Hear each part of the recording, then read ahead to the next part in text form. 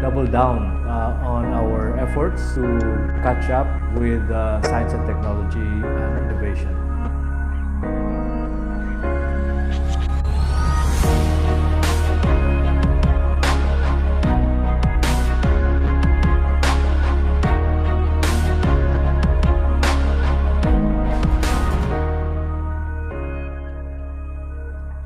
Science and technology and innovation, these are indispensable in the modern economy, in the modern world.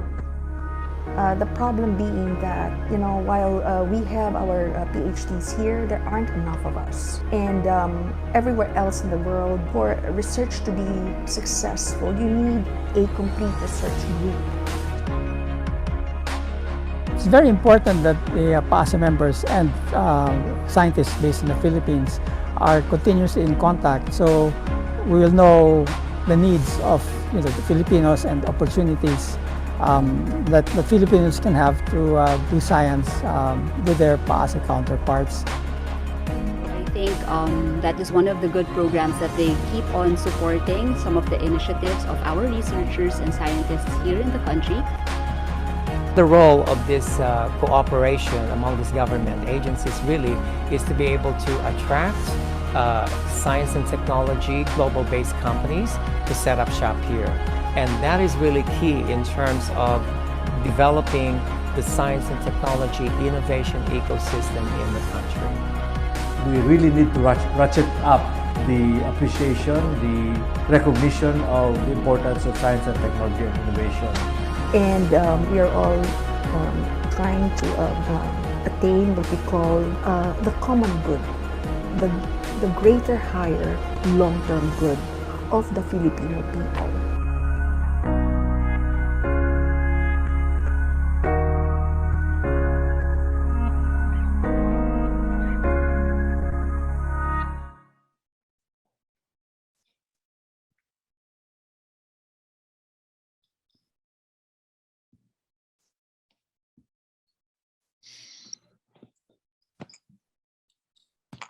Good morning, good evening, ladies and gentlemen. On behalf of PAASE and my co-host, Dr. Ernesto Pernia, Professor Emeritus of the School of Economics, UP Diliman, and former NEDA Secretary, I'd like to welcome all of you in Zoom, YouTube, and Facebook to PAASE Fireside Chats Episode 22 with Rina Lopez of ABS-CBN Knowledge Channel, who will speak to us about early youth learning and education during COVID and how PAASE can help. I am Gisela Concepcion, PAASE President. And before I turn over the floor to my distinguished co-host, Dr. Pernia, who will provide us the background and rationale for this chat, I would like to say that PAASE, which stands for the Philippine American Academy of Science and Engineering, which has over 470 PhD level scientists and engineers and medical doctors, is committed to contributing to early youth learning and education, in particular STEM education, where STEM stands for science, technology, engineering, and mathematics. And we know that this is critical, especially during this time of COVID. So now I would like to turn the floor to our distinguished co-host, Dr. Pernia. Thank you. Good morning to all. Good day and good evening to those across the Pacific. The title of our webinar, our fireside chat, is Early Youth Education and Training during intra and post-pandemic, and how PAASE can help. So first of all, warm salutations to our distinguished guests and friends. Many thanks to Ms. Rina Lopez Bautista, KCFI President, Mr. Edric Calma, Director for Operations, for agreeing to commune and interact with us on this critically important subject. On the PAASE side, our President, Dr. Giselle P. Concepcion, Vice President Mario Santo Domingo, and Dr. CP David, who led the organization of this Fireside Chat, episode 22. I can say that KCFI and PAASE are kindred, as both are concerned with the life of the mind. The activities and passion of both relate to knowledge and science, which are fundamentally synonymous. As you may know, etymologically, the word science derives from the Latin root scire, spelled S-C-I-R-E. It's a verb in the infinitive, meaning to know. So scire, a Latin verb, means to know. Next comes the noun scientia, literally meaning knowledge. That in turn translates to science, as is more commonly known in the post-Latin age. Thus, this meeting of KCFI, Knowledge Channel Foundation Incorporated, and PAASE, Philippine American Academy of Science and Engineering, is natural, is only natural, and also logical. Natural etymologically, as I've said, and logical as the two entities converge in fostering human capital development at different stages of the human life cycle. Broadly, KCFI deals with early youth education, while PAASE addresses higher education and postgraduate training. And both intersect or overlap regarding STEM, S-T-E-M, science, technology, engineering, and mathematics at the secondary school level. This fireside chat serves as a good venue for discussing, inter alia, a division of activities, not to say division of labor, as regards interventions or inputs into human capital development. Division of activities between Knowledge Channel and PAASE. The objective would be a streamlining of activities such that they become synergistic, thereby having maximum impact on human capital development. And now I cede to Dr. Giselle Concepcion, the versatile, energetic, and multitasker president of PAASE. She will introduce the speakers and transition from one to the next and so on toward the open forum. Thank you, and good morning again, and good evening, wherever you are. Thank you so much, Professor Emeritus Ernie.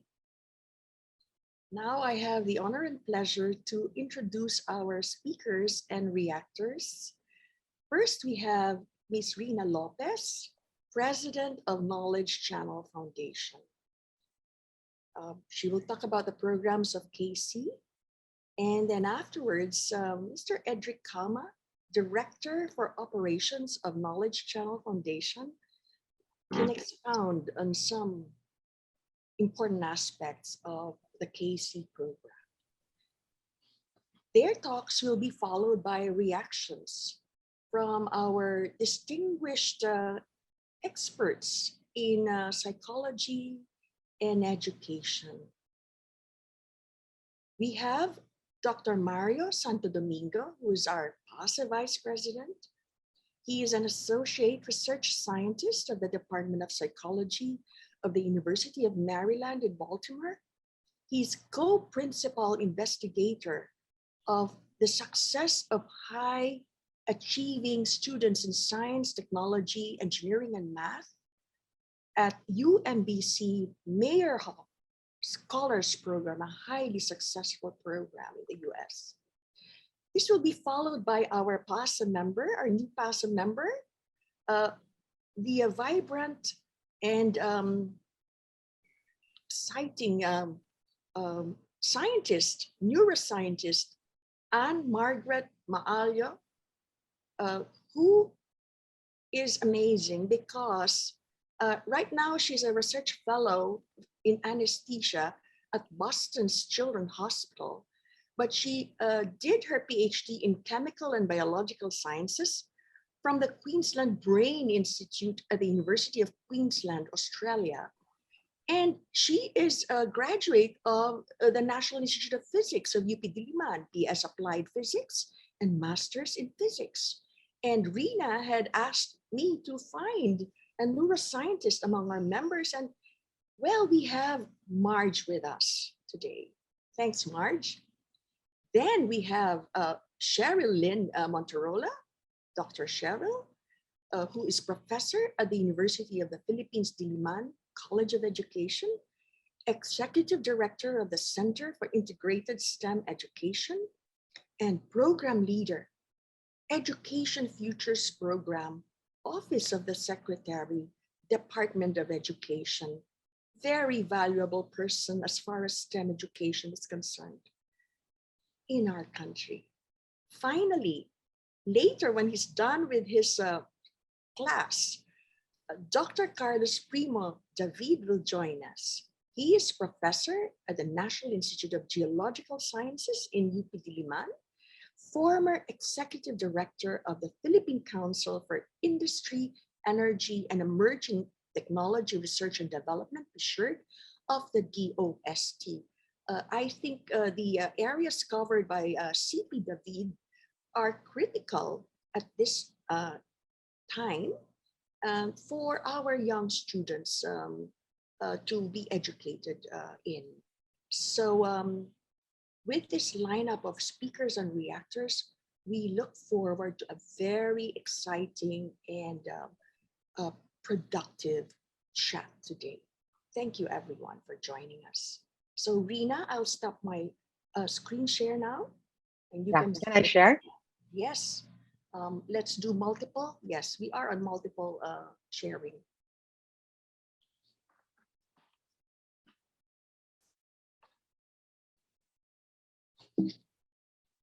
Thank you so much, Dr. Gisela Concepcion and Dr. Ernesto Pernia, my dad's colleague, for the honor of guesting here in the PAASE Fireside Chats. To the esteemed reactors, Dr. Mariano Santo Domingo, Dr. CP David, Dr. Monterola of System, who we are also partnering with for one of our special projects in science education, which you will hear about also later. And thank you, Dr. Marge Maalio, for joining us today with my request for a neuroscientist. To everyone here in Zoom and those watching from the Fireside Chat box, a pleasant day to all wherever in the world you are at. Mabuhay. The Knowledge Channel, established in 1999, has remained relentless in helping improve the quality of education in the country. We envision happier, healthier, better educated Filipinos participating proactively for a more just and regenerative world. Our mission is to be co-creators of transformative learning experiences through media and technology. Since 1999, we've been working with the Department of Education. Our partnership was just renewed before the pandemic struck with the MOA signing in February 2020. We started off as in 1999, as the first curriculum-based educational TV channel in the Philippines. But we've evolved into a teaching and learning ecosystem with platforms, content, trainings, and special projects. We've had several third-party impact studies by different universities and people to actually prove that the Knowledge Channel and its videos does work. When the pandemic struck, our already fragile education system became even more fragile. With a sudden shift to alternative learning modalities, the unpreparedness of teachers and parents in supporting remote or homeschooling, and the lack of a conducive learning infrastructure or environment, our children are now even at a higher risk of being left far behind. The new learning setup also increased the need for technology and internet connectivity. This remains a major concern in our country, where the digital divide between the rich and the poor has become wider and more apparent. So, how did the Knowledge Channel respond to the pandemic and the fragility of our education system? The Knowledge Channel now runs on a 24-hour curriculum programming with time slots for each subject per grade level, airing from 6 a.m. to 6 p.m. with replays from 6 p.m. to 6 a.m. We also have a parent-teacher activity time because we know that they need all the support that they can get during this time. The channel airs on GSAT, Sky Cable, Signal, Satellite, and more than 300 cable TV operators around the country. The government's refusal to give ABS a franchise automatically denied 10 million households the chance not just to be entertained and informed during this very stressful time, but to be educated as well. But we continue to try to go on as many platforms and reach as many children, teachers, and parents as possible. And so we have a 2-hour slot also on A to Z, Channel 11. We also brought our content online via our YouTube, Facebook, website, Instagram, Just Love Kids, I Want, TFC, Kumu, and soon you'll be seeing Edric and I doing TikTok. Hopefully you too, Dr. Gisela and Dr. Ernie. Because not everyone has on-air and online access to our videos, we also provide our content offline via our on-demand lessons in the Knowledge Channel Portable Media Library and the Knowledge TV. The thousands of videos we acquired and produced over the years were painstakingly realigned and new videos sourced so as to match the DepEd K-12 most essential learning competencies 100%. And that's where we are now. These are videos and games in math, English, Filipino, science, and other topics that could interest you as well as agriculture, climate change, health, population management, entrepreneurship, technical and vocational skills, and many, many more. Pre-pandemic, we were conducting a training program for teachers and principals called the Learning Effectively Through Enhanced and Evidence-Based Pedagogies. It's a 3-day workshop for principals and teachers on 21st century teaching strategies using media and technology, especially the Knowledge Channel materials.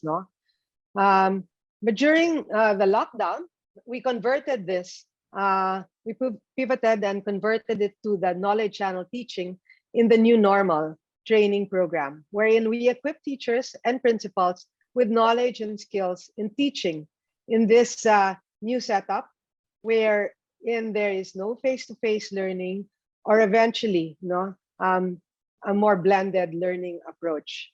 It's still on 21st century learning, but more targeted on what the teachers and students need today. And it comes in 1-day synchronous and 2-day synchronous setup. So you have things here about like with Kotobi, psychological first aid, technology-based learning, no, and other topics, no. We also have a 3-day synchronous session set up. When we provide offline content to the schools, principals and teachers, we also make sure that they know how to use it. So we train them as well on how to use it effectively in their class, and hence the knowledge channel technical training. So we responded to the pandemic and the need for children to learn, and teachers and parents to teach their kids by expanding our reach, matching our content 100% to the MELC. We pivoted our training workshops for teachers and parents to build their capacity to teach better during this time. While doing all this, we could not get the thought out of our minds, no? And of course, our hearts, that even pre-pandemic, the Philippines was already experiencing a learning crisis. And how do we know this? In 2018, the World Bank published a World Development Report saying that a global learning crisis exists in many low and middle income countries. Children are not learning well, even if they are in school, and that for some countries, it could take as much as more than 100 years, no, for these children to catch up to the standards of education of developed or rich countries. While the Philippines was not part of the large study, but mentioned here, it is not exempt from experiencing a crisis in learning, as evidenced by various international benchmarking tests taken by our students. No? The results of the 2018 Program for International Student Assessment, or PISA, showed how far behind we are in comparison to other participating countries, ranking 78 out of 79 countries in math and science, and 79th out of 79 in reading. But more than the rank, it showed that only 20% of Filipino students achieved at least minimum proficiency in reading and math literacy, with majority of students sadly falling far behind in these skills. If proficiency is measured in a 5 scale, no, which it was here, 80% of Filipinos scored below 2 or in 1A or 1B, no, which is really very sad. No? The 2019 Trends in International Math and Science Study, or TIMSS, echoed this when Philippines ranked last out of 58 countries. In math, only a few percent of our grade 4 students have some basic mathematical knowledge. And in science, only 13% showed limited understanding of scientific concepts and foundational science facts. Sadly, we did poorly, even against ourselves, performing worse in 2019 than we did when we last took the TIMSS in 2003, with a decrease of 21% in math and 25% in science. In UNICEF's 2019 Southeast Asia Primary Learning Metrics Assessment, or CPLM, we did not fare any better. Here we saw that only 10% of our students met the minimum reading standards, at par with Cambodia's and Myanmar's 11% of students. Only 2% of students in writing and 17% in math. The same goes for local assessments. The overall mean percentage score of grade 6 National Achievement Test is the lowest ever in our history. Grade 10 overall MPS is the third lowest in history, and the first 2 batches of senior high school students, 36.71 and 36.45, are the lowest, again, in national assessment history. But we already knew this as far back as back in 2016 to 2018. We developed a video series, Math Dali, teaching grade 4 math, educational videos, interactive games, teacher trainings to public schools, no, the videos and games were developed following the principles of growth and mathematical mindset, 21st century skills, conceptual understanding, and content mastery. No, just to give you a little si Kuya idea Robby, of ang kasama nyo sa masayang paglalakbay video natin that sa daigdig created ng for math. Mathly. Mahalaga ang Yeah. comparing Just some and ordering snippets. numbers sa maraming sitwasyon. Sa grocery, halimbawa, malalaman mo kung alin ang mas mahal at kung alin ang mas mura. Igiboy po! Medyo hirap ako sa math eh. Pero dahil ako'y matanong, lagi ako natutulungan ng aking mga guro at mga kaibigan. So it's really not just even the Nung una, concept, madali akong sumuko sa no, gulat but ng math also problems. of math, Pero, but natutunan also ko, kaya the mo namang mindset, ikaw ay math tiyaga. values that we Grupo-grupo kayo natin ang mga lapis para mas bring in. madaling bilangin. At ako naman si Vic, nung una akala ko hindi magandang nalilito. Pero mula pala sa kalituhan, mas dami kang matututunan. Findings were that while Mathly significantly improved the learning of students with the videos and teacher training, students' lack of strong foundational skills in early language, literacy, and numeracy did not allow them to excel.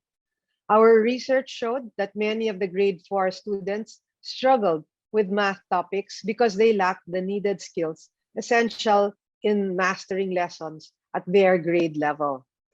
It was the result of our Mathly research and conversations with teachers, parents all over the country on the lack of reading skills of their children, which informed and influenced the Knowledge Channel's strategic response to the learning crisis and decision to invest more and prioritize in the early years, kids aged 0 to 8.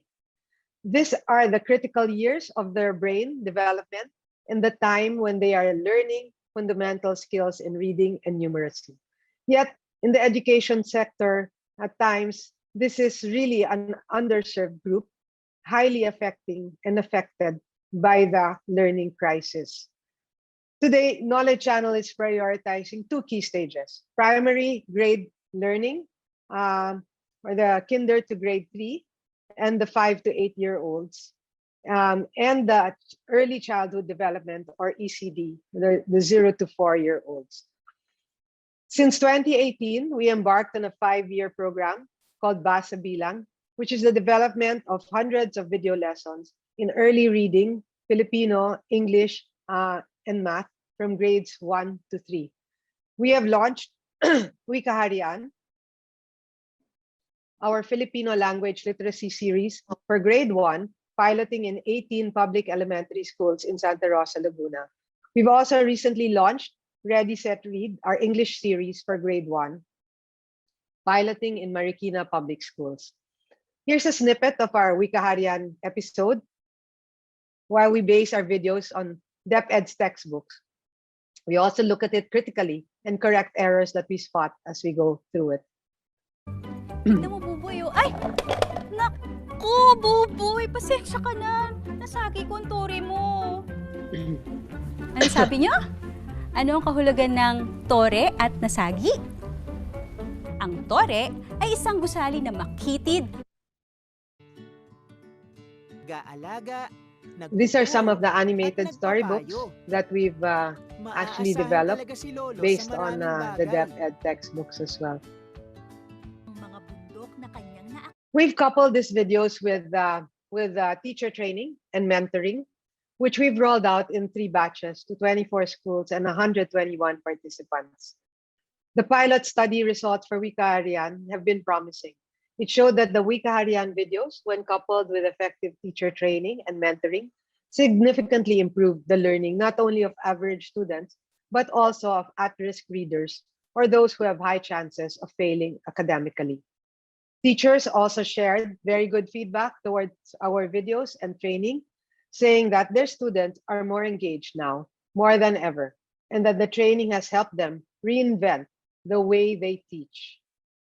We patted ourselves on the back, thinking that we were addressing the problem at the lowest level and the most foundational of skills, only to be brought face to face with facts that proved there was still an even lower level. Early childhood is when the most massive and unimaginable development happens in the brain, and when it is most sensitive to the environment. Neuroscience has told us that 90% of brain development happens before the age of 5. And the enriching or adverse experiences of a child during this time affects his or her foundations in lifelong health, learning, and behavior, with long-term consequences in schooling, diseases, productivity, and even earnings. 1 out of every 3 Filipino children under 5 years old is stunted. Our country ranks 9 out of 80 countries with the largest number of stunted children. Many of our children are victims of online sexual exploitation, affecting their physical, mental, and emotional development. More than 50% of 3 to 4-year-olds do not attend preschool. And for those in preschool, only 1 out of 4 are served by accredited daycare workers. And yet, various studies have shown that even just 1 year of quality preschool makes a big difference in the trajectory of their lives and that of our country as well. Poor nutrition, lack of early learning stimulation, and adverse conditions greatly affect children's learning. 3.8 million children are forced to leave school due to serious learning gaps in the early years. And so, as it takes a village to raise a child, the capacities of parents, caregivers, teachers, family members who share in the responsibility and care for young children are essential. This is the reason we are now putting a lot of effort in ECD, or early childhood development, in video content and in training the people who are involved in the care of children in the early years. We've developed 10 video lessons featuring early childhood care and development concepts for children 3 to 4 years old, parents and other care providers of children ages 0 to 4 years old. Video lessons are important tools in ECD as it allows children and adults to continue learning even with the pandemic and other calamities. As you'll see here, it's really a very holistic kind of program. No? We look at the whole child, the development of the whole child with better nutrition, improved health, increased learning, and social protection. No? And so since last year, we have trained almost 500 child development workers, parents, and barangay health workers and nutrition scholars in various parts of the country. Agoo, La Union, Morong, Rizal, Buenavista, and Hordanin, Guimaras, Sipalay, Negros Occidental, Kapalong, Davao del Norte, Kidapawan, North Cotabato, and soon, Gamay, North Samar, and Looc Romblon. This training builds the capacity of caregivers and teachers. The training is only 3 days, but there's so much to unpack that even after the training is over, we continue to monitor the progress of the caregivers and teachers and provide guidance through various media and technologies, including Facebook groups that we've created with them. Those who've participated in our ECD trainings have found it extremely helpful and have been inspired to embrace their roles and excel in what they do so they can deliver the best early childhood care to the children in their daycare centers. We hope that this will translate to better developed children ready for life in this VUCA world. This next project may interest many of you here as it addresses the foundational skills of science. While I've talked earlier about Math Dali and the foundations in math, this time it's the foundational skills of science. Given the businesses and expertise within the Lopez Group in power and media, we have gotten together about 12 companies and nonprofits of the Lopez Group to develop a program called Agham para sa Pagbabago. It will focus on science education and communication skills, with initial emphasis on grade 3 when science learning formally begins, and grade 7 when students begin exploring career pathways. We're piloting in Barangay Malabrigo, Lobo, Batangas, a perfect sandbox in its beauty and yet vulnerability though. It is by the Verde Island Passage, the center of marine biodiversity in the world. It has forests, agriculture, but also battered by natural disasters as typhoons, earthquakes, and the like.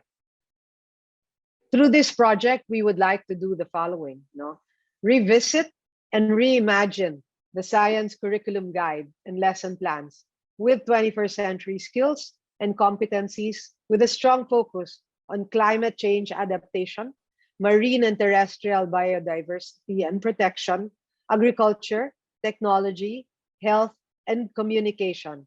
And we put that, it's important to communicate. So it's just like during Haiyan, the people were warned. They were warned that there was storm surges, but they didn't know what storm surges were. So the communication was not enough, was not good enough. And so what we want to do is really to be able to help, with the communication skills as well. Second is to provide additional learning resources, video lessons, science learning kits, access to devices, and internet connectivity. In Lobo, the internet there, like in many parts of the country, is very poor. So we're looking for ways to improve it, because today, internet is not a luxury anymore. It's really a basic necessity to learn, and to live. So it's something that we're also focused on. Thirdly, it's the upskilling and reskilling of science educators through training and mentoring on content knowledge, teaching approaches, and communication skills to make learning science meaningful and engaging for the children. The goal here, is for the kids to love science and develop a science mind of critical thinking skills and problem-solving abilities, and the communication skills to solve their own problems, and fostering, of course, innovation. We will encourage those that have the interest and aptitude to go into the STEM track. The fourth industrial revolution is here and has left majority of our people behind. The learning crisis, the health and economic crisis brought about by the pandemic, the fourth industrial revolution, climate change, poverty and vulnerability are just some of the challenges we all face as we look to respond, reimagine, and emerge stronger. There is no other way but up, and we can only do this if we work collaboratively. The Knowledge Channel is a small organization, but we have big ambitions. I see many opportunities for us to work together with PAASE and the different organizations represented here, either individually or collectively with your organization, on the content and delivery of our science and math video lessons, mentoring a science teacher.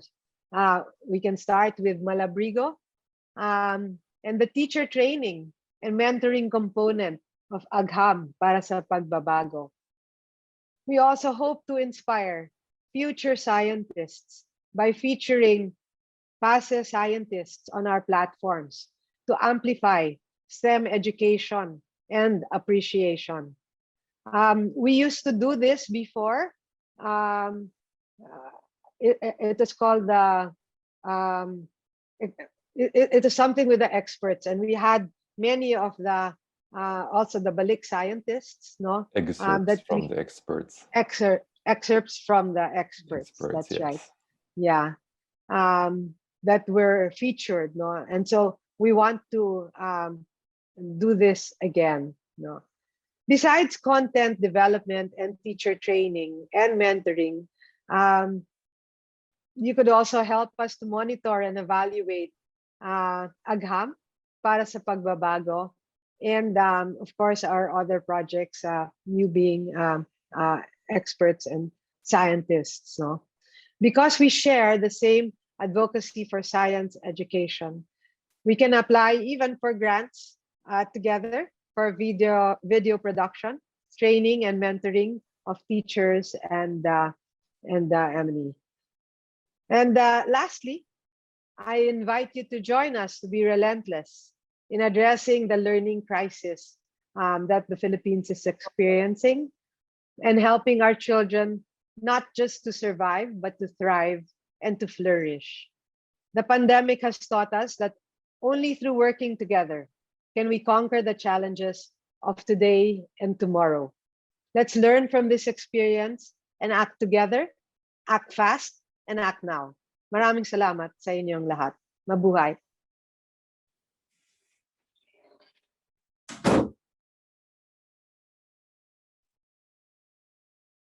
Rina, wonderful. Thank you for your passionate call to all of us, especially PAASE, to help you out in providing content. And well, we're like-minded about teacher training. We have the platform now, fellow PAASE members. We have the knowledge channel ready for us to make contributions. At this point, I'll call Sec Ernie to give his insightful comments on the presentation of Rina. Sec Ernie? These are just very general initial comments. I think the presentation of Rina deserves a lot more discussion later on. Well, no, I'd like to congratulate Rina. This is I didn't know how expansive and rich knowledge channel materials are. I mean, you know, it's so extensive in terms of coverage of the country. You have already reached a number of areas in the country, and I was wondering, it might be useful to have an evaluation, a post-evaluation of the activities that you have discussed, you have described, and see the impact and what are the misses and the hits and the misses in terms of your objectives. It's a matrix, a results matrix in terms of an activity. For example, in the Philippine Development Plan, we have such a results matrix. We look at the hits and the misses in terms of the objectives of the Philippine Development Plan. So in life, it would be useful to have that kind of thing for the knowledge channel activity. It's so rich, and I'm really, one of the reasons I left the cabinet is I disagreed with the closing of ABS-CBN. And you know, I was the only one who vocalized or really expressed openly my objection to the plan of the government, of the president, to discontinue or to not to provide to renew the what do you call this, the extension of the license, the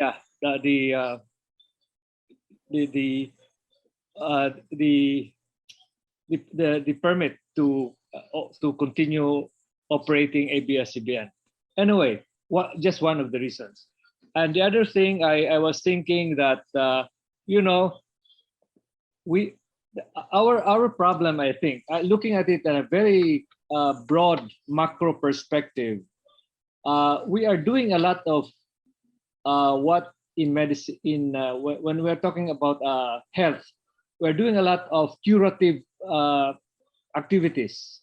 Many of the things we're doing now are curative, and then, we have not done enough, and we have not been successful in preventive activities. I'm talking about population management. You know, there are just too many. I mean, our population is just has become so big and so unmanageable and the poverty incidence is the highest. The inequality is the highest among ASEAN. So that is why it's so very difficult. It's very difficult to make a headway in terms of improving learning, because many couples, many of the poor, the poor segment of the population, they're having more children than they can handle, that they can afford, that they can provide, adequate nutrition. And many of the stunted children we have, you said I think 1/3 of 0 to 5 are. It's because they are the children mostly of the poorer women who are not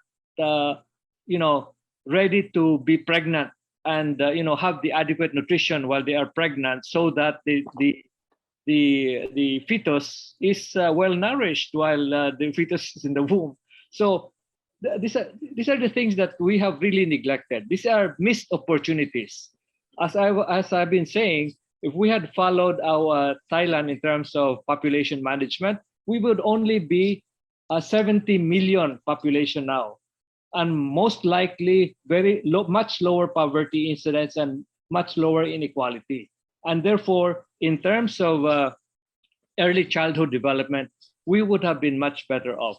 And I say that because in 1970, Thailand and the Philippines had the same population, 37 million, but we just exploded, whereas Thailand sustained its population program.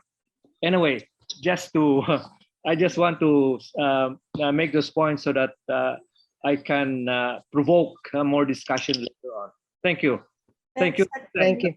Thank you, Chair Giselle. Thanks, Sec Ernie. Yeah, our per capita remains very small, even if the GDP increased by 6%, right? Vietnam has overtaken us already. I know. Anyway.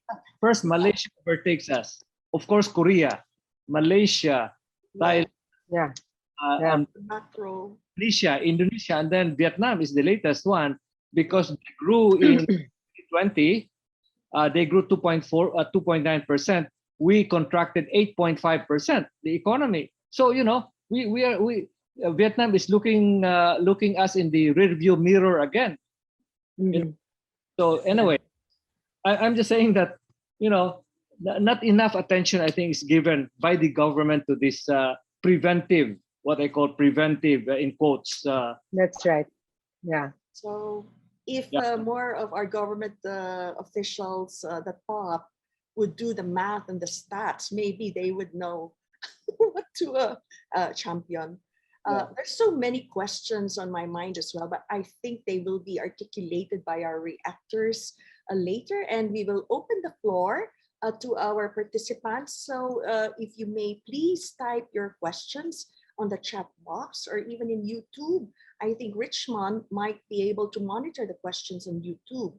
But at this point, Rina, I'd just like to mention some invisible hands or people that we should be grateful to.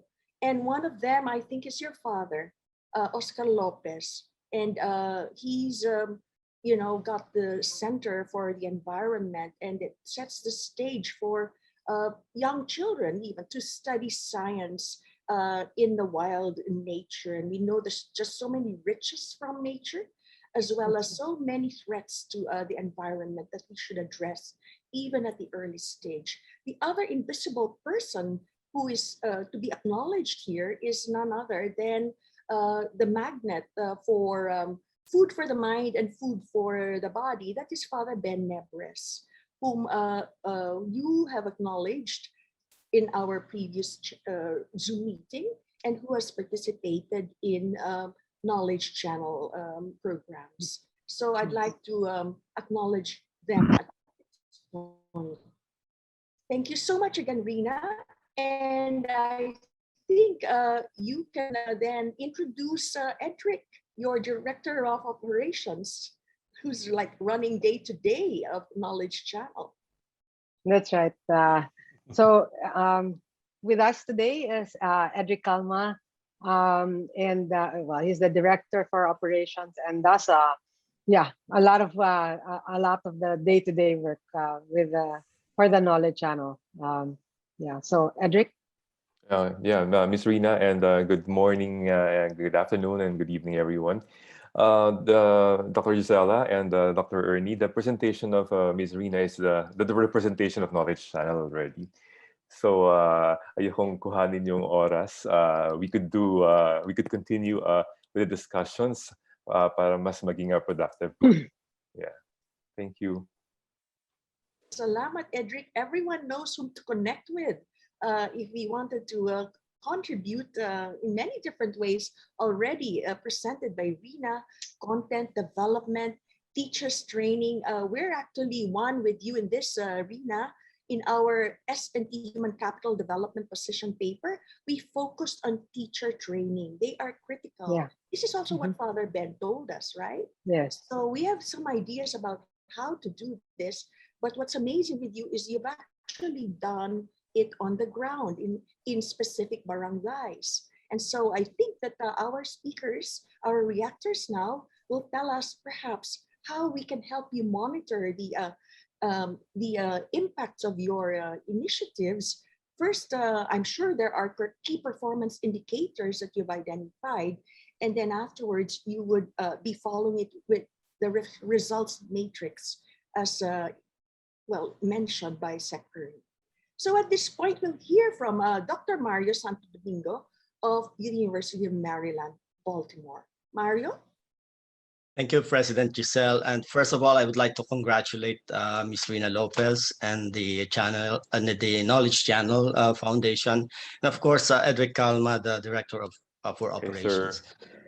Hello, Edric. Edric and I have been like a close friends, from Morong, and I have some familiarity with what he's been up to. Every time he's actually been a focal point, in harnessing local philanthropy in Morong for citizens to be able to contribute, from their own pockets to the facilitation of learning channel, knowledge channel in barangay schools in Morong, and I think it has already expanded to other towns, across the province of Rizal. So thank you very much, Edric, for that. Now, I actually wrote a lot of notes, and I don't think 5 or 7 minutes is enough for me to articulate all this, but I'll share this later on with Edric, all of my ideas. First of all, a little background about myself. I work with talented students. I've been working with the Marhab Scholars Program. It's a model, or what they call a Cadillac program in the U.S. for minorities. One of the students who came out of the program is Kizzy Corbett. Kizzy Corbett is the leading scientist of Moderna, and she's now an assistant professor at Harvard. Why am I mentioning her name? Because there are young students whose probability of succeeding in the sciences or in any area are much less than other students. But because of the support of the community and because of the strategies we use to support them, providing all the resources that they need, they have or gain advantage in life, in the academe or in science in particular.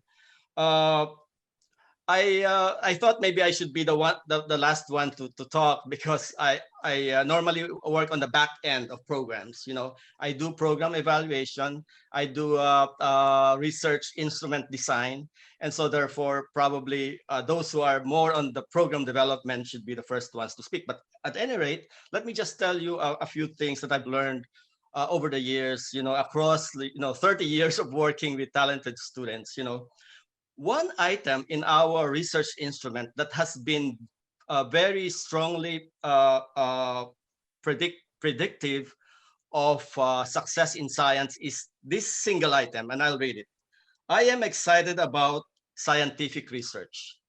The answer to this question while the students were still in high school was really very, predictive of their entry into STEM PhD after their graduation in college, And so this is, of course, non-cognitive factor. This is affective, emotional, The question is, how do we really develop this excitement about science or about STEM in general among the students? I know that you have been doing this, but the more important question is, how do we sustain this excitement? When you were talking about outcome research of what Knowledge Channel has been doing, I was thinking, does Knowledge Channel do longitudinal studies? Do they track students over the years, like from kindergarten through elementary school, through high school, through college, through professional life? That would be really an exciting field of research. And I think we should invest, even a small slice, of our capital in doing this research, if not Knowledge Channel itself, maybe in partnership with a university, or probably with PAASE. We never know. Probably someone will come up with an idea. Next, I was really interested in what Rina mentioned about mentorship and the production of probably educational materials about experts, scientific experts. I thought immediately, role modeling. We need role modeling.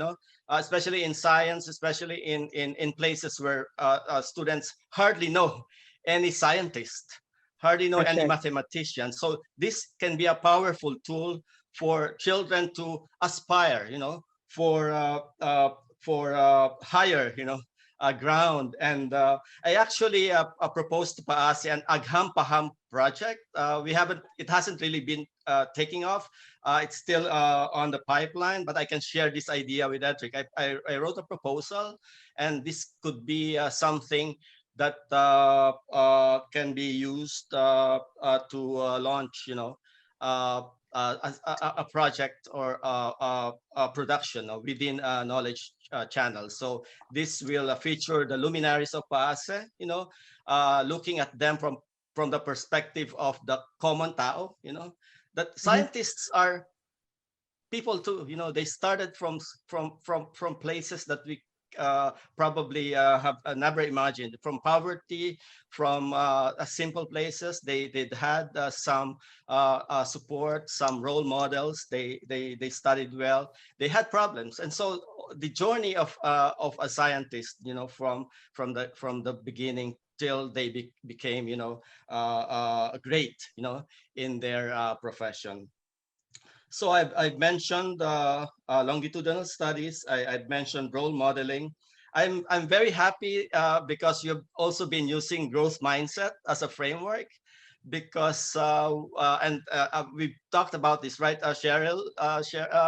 Because it's very important that we don't just focus on cognitive factors, not just on emotional factors, not just on social factors, which you do a lot, but also on cognitive factors, factors relating to change, factors relating to volition, to time, the importance of time, factors related to aspiration and enhancing, this aspirational status, these dreams of students, visualizing who can they be in the future, in different ways. So again, congratulations to Knowledge Channel, and I'll be sharing my notes with Edric. I am very impressed with your transformative vision, of the Philippine society, and I hope that we can work together to pursue this vision. Thank you so much. Thank you so much for your kind words. Thanks, Mario. Rina, kaya yan. Kaya natin yan. No? Especially this time. I think necessity is the mother of invention. So we have to put our minds and hearts together and work towards early childhood and youth education. We'll now move to Marge. We're so excited to hear what Marge want to share with us.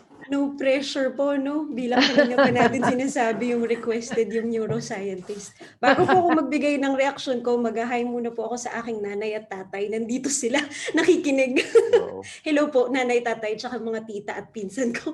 Ayan. Okay, so a little bit of background about my research. I work with children mostly. So I study brain development. So I can speak to the aspect of the hardware naman ngayon. After Dr. Santo Domingo spoke about the social, the psychological aspects, now I can share with you what I know about the physical brain of the child as it develops, no? I also want to speak to a specific point that Ms. Rina Lopez mentioned in her slides, that the one bullet point that said 90% of brain development happens under the age of 5. While this may be true yung in terms of volume, from baby, kitang-kita naman natin, no? Napakaliit pa ng utak ng isang baby. Tapos tayong mga adults, medyo malaki na yung utak. And more or less, puno naman siya sa loob ng bungo natin. Puno naman siya ng utak talaga. So, malaking expansion po ng brain talaga is nangyayari under 5 years old. But just because the volume reaches close to adult-like levels at the age of 5, the development of function does not stop. A very good example of this is face recognition. The way we recognize an individual face, that you can recognize my face distinct from Ms. Rina Lopez's face. Even as old as 10 or 11 years old, that's not yet fully developed in children.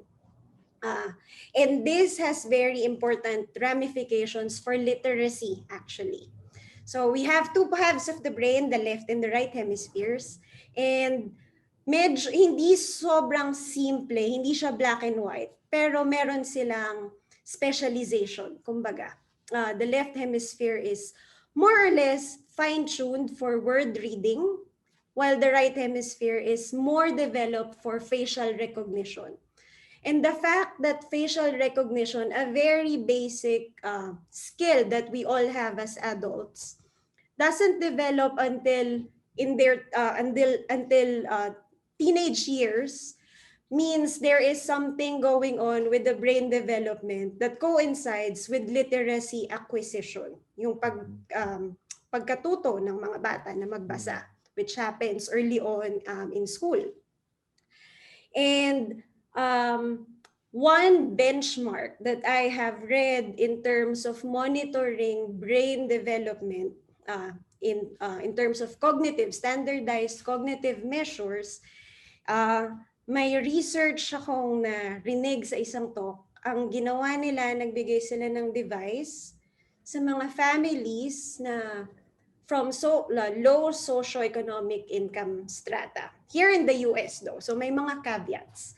And ang minonitor nila, one very clear measure that they monitored is the number of words that the child hears throughout the day. And this is very predictive of brain development later in life. So, yung programs po ng Knowledge Channel na yung magbibigay ng videos, that is actually a very good thing na kahit hindi, lalo pa ngayon, during COVID, that there's no face-to-face interaction, that children are just plopped in front of the computer. The number of words that they are hearing, that they are registering, is very predictive of their later achievements in life. So sa edad na ito na tina-target ng Knowledge Channel, grades 3 and grade 7, this is a very important aspect. This will contribute a lot to their development. So that's good. Pero yun lang, ang sasabihin ko lang na caveat, most of this research is done in weird places. Weird, not strange.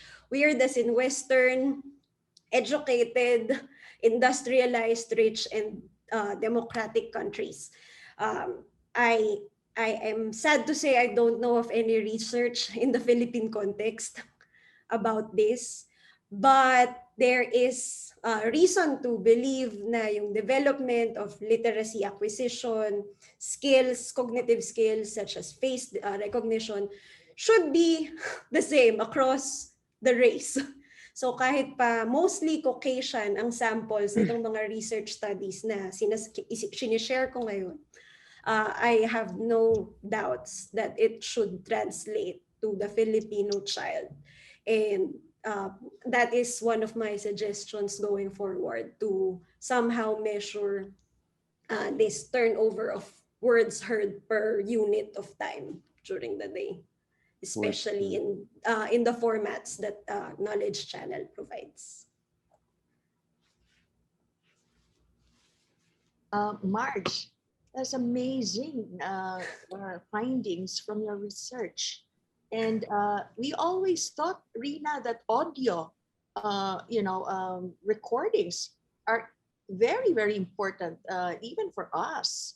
The whole, U.S. Society of Professionals, they go to work on trains, listen to, all kinds Podcasts, of podcasts, no? So baka that is important. I'm just kind of curious, Marge, whether the visuals would in fact interfere with the audio. But let's save that for later, Marge.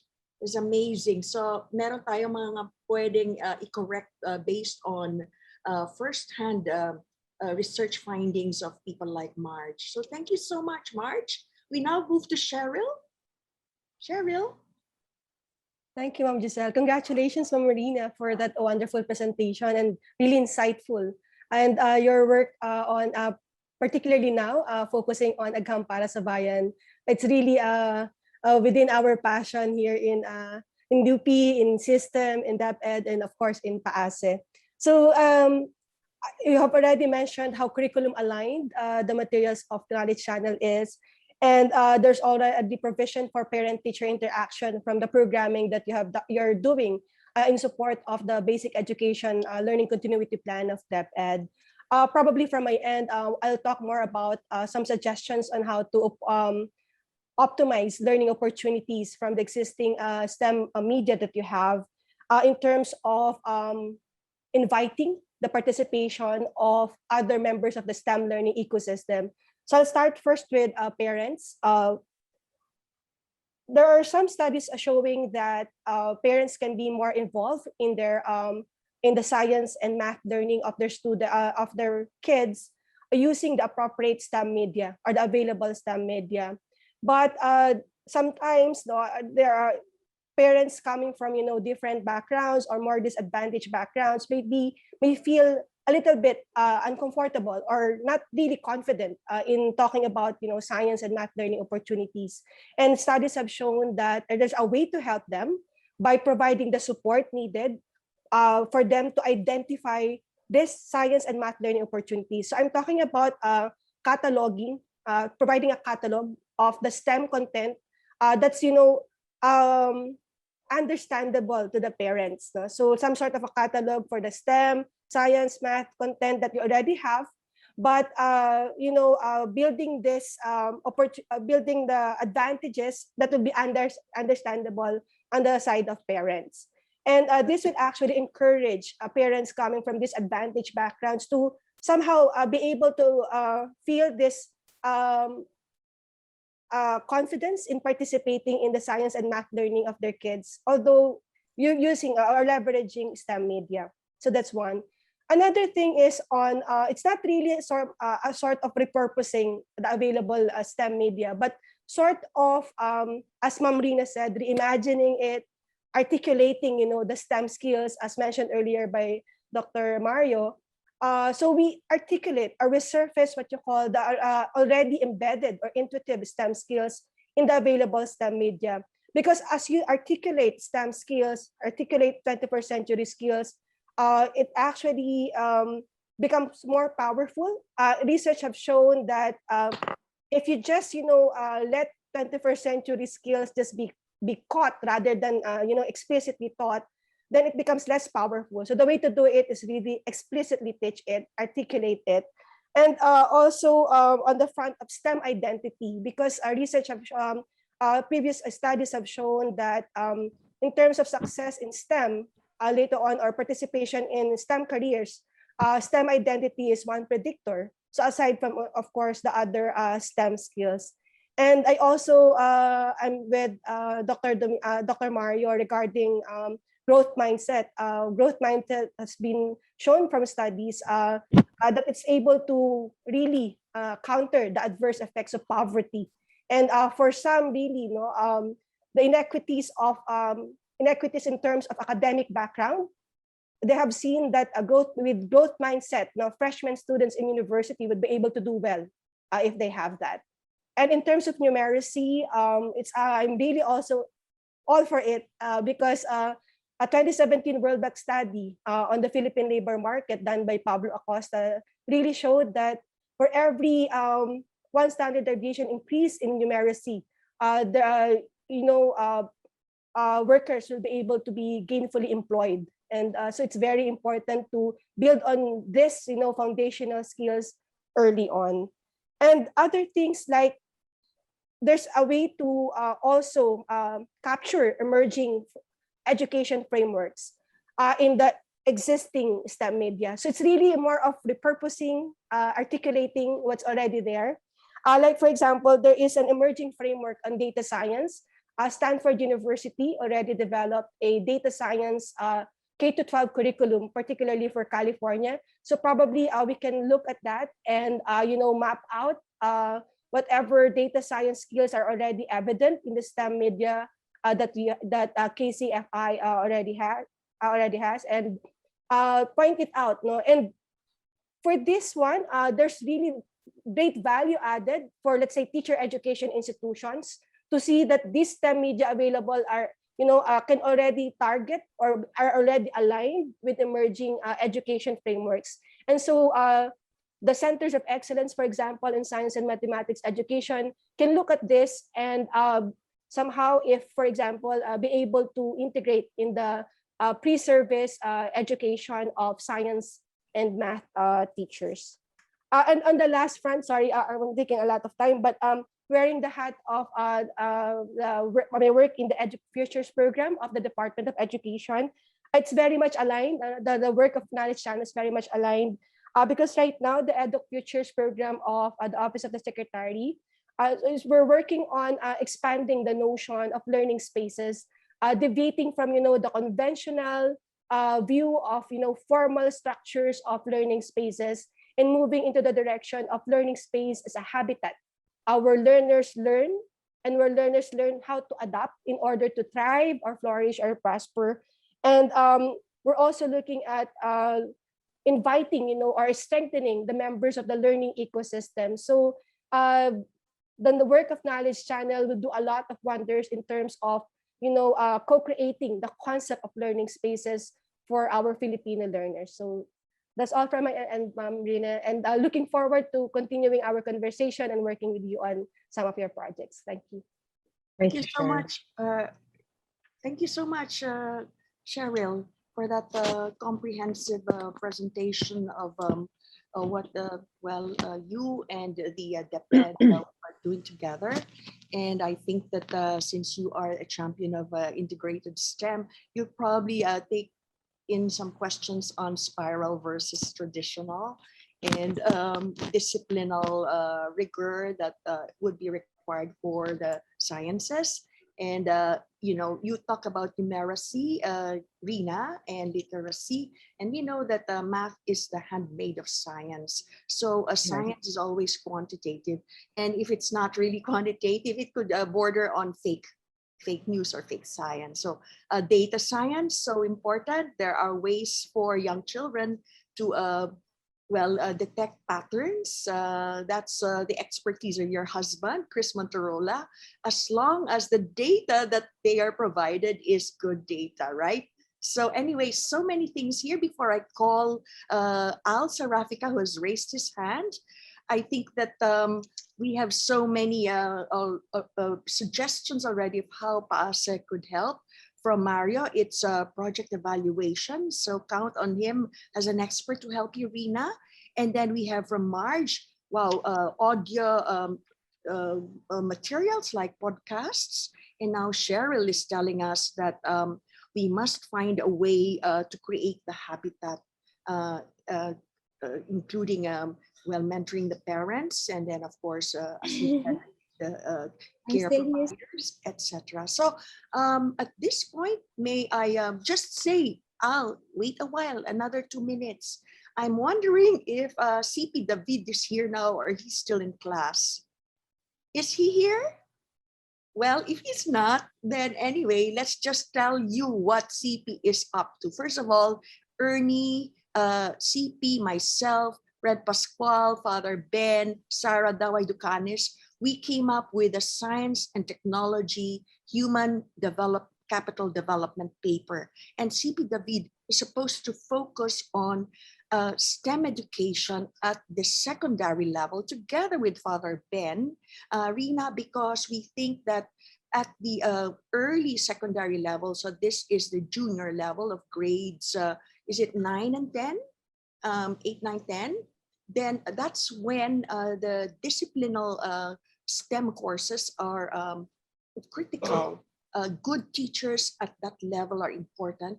And this is the period when the students will decide to go on the STEM track for 11 and 12, and then later on to STEM courses. And we know how critical STEM college graduates are in solving our problems relating to health and the economy. Okay, so what is CP? I'm speaking on behalf of CP because I know so well what his programs are with Cheryl and with Al. I think it's a STEM B competition program, Rina. Anyway, I know Al has so much more to say on his own. So I'm just speaking on behalf of CP. And can you imagine if KC would host this STEM B competition? Feature it or broadcast it, no? So Father Ben and CP know that the talent is actually in the public high schools. So it's right that you're focusing on the barangays, Rina, all over the country because nandun yung grassroots talents natin for math and for science. Okay, so now with that, Al, you have the floor. Thank you, Giselle. I mean, I'll take probably some of what CP would have to say, but definitely I have 3 points to make based on Rina's presentation.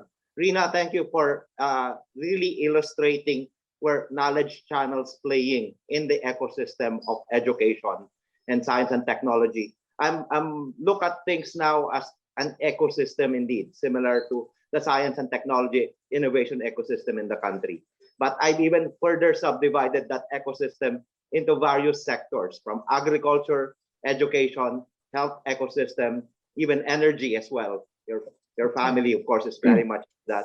And of course, advanced materials, where I used to be in the biomaterial space.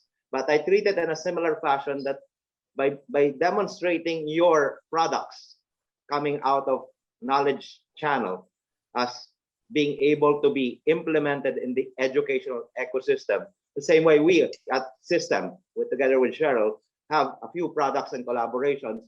I'm sort of wanting to complete the map of all the players, including PBED, including all the other foundations. If that's something we can possibly do, Mario, maybe you can help us in this case, and of course Cheryl and CP in that area. That's one. Let's complete the mapping so we know who's doing what to whom, and be able to address sectors the way Father Niebres have illustrated in his 40 years of trying to tackle the education sector, on how far he went from college all the way down to babies and mothers.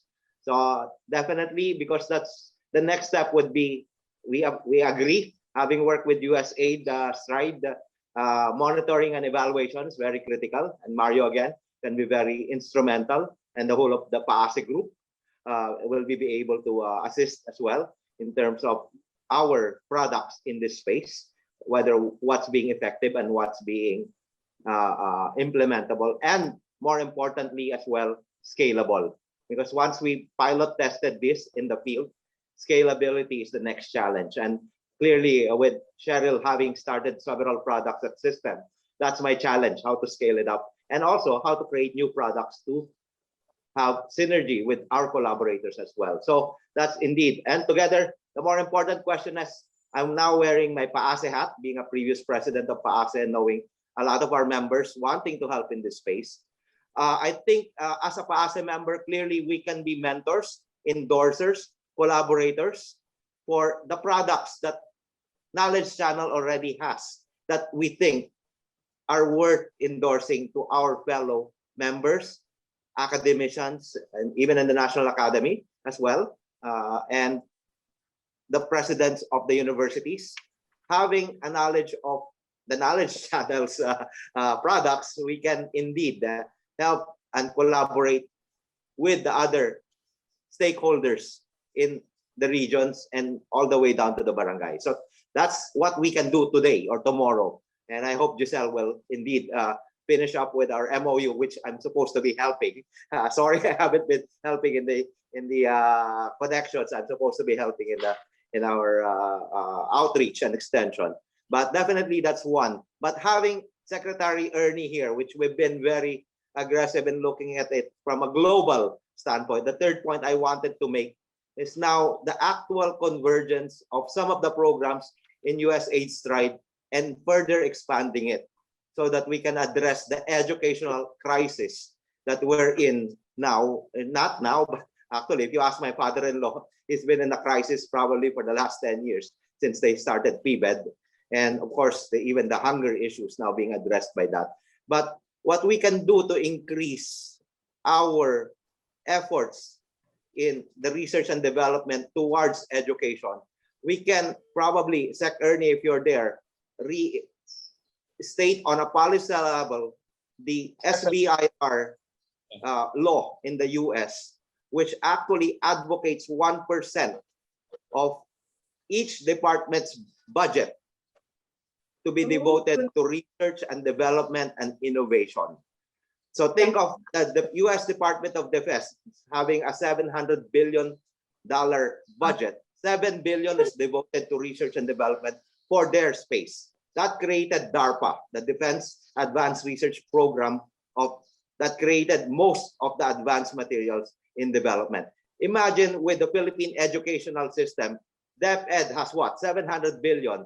Imagine $7 billion pesos being devoted to research and innovative products, similar to what Knowledge Channel is developing and producing.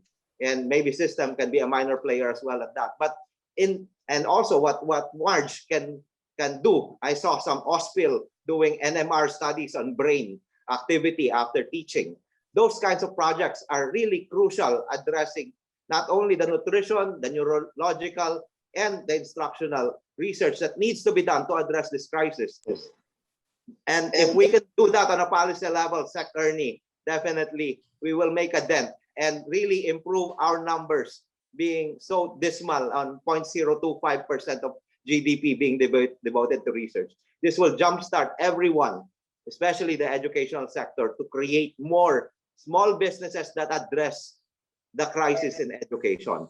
So right now, the only players are like KFC and System are a good starting position. NGO cannot do it. We need to be able to invigorate the small and medium scale to be a part of this effort. So DTI needs to be part of that Innovation Startup Act and Philippine Innovation Act that Sec Ernie has pushed for together with us in Stride as well and PAASE to complete our play in this educational space and address the crisis that we're in, being last in teams and PISA.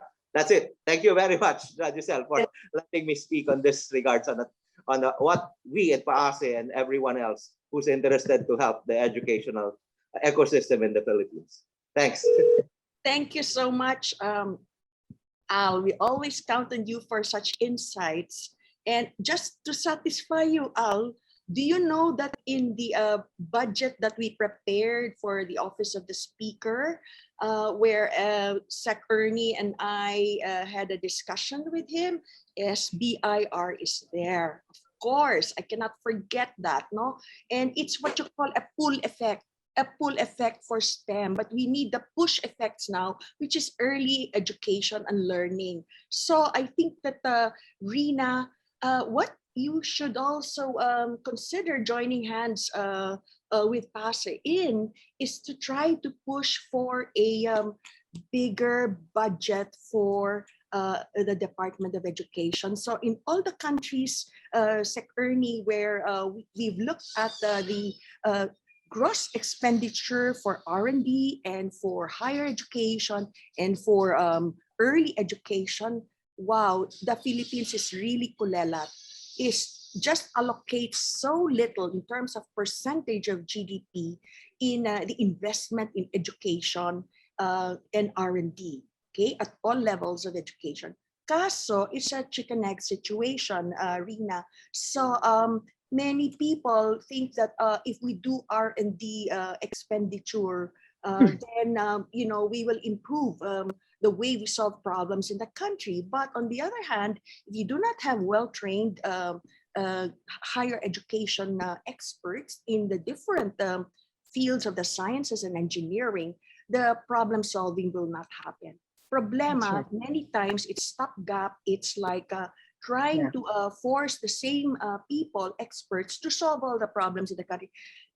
Sad to say, there are very few experts in S&T in our country compared to the United States, Japan, South Korea, or even Southeast Asian countries. So we have to be patient and start where it matters most, early childhood education.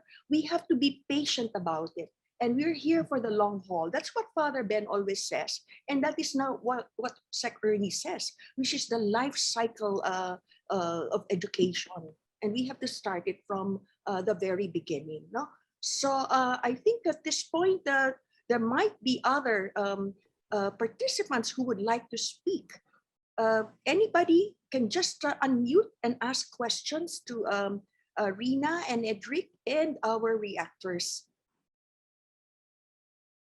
May I call on Lulu Harold, who is a specialist in chemistry education at the high school and college level. And I'm partial to chemistry, Rina, because bottom line is we have to think of all the problems in terms of the molecules and the materials that are involved, whether it's for health or the environment or for food and agriculture. It's really about the chemistry. So for me, it's a fundamental science, okay, that is very quantitative. Kaya yung math talagang importante, numeracy, very important in chemistry. Kaso ang problema natin ngayon, Rina, is in the experimental sciences like chemistry and biology, or even physics, it's very hard to teach quantitative science. Okay. Yes. So how do let me ask you about that spiral. You had mentioned that to me. I was comparing I did some research on how the teachers in high school are being educated in China and other countries.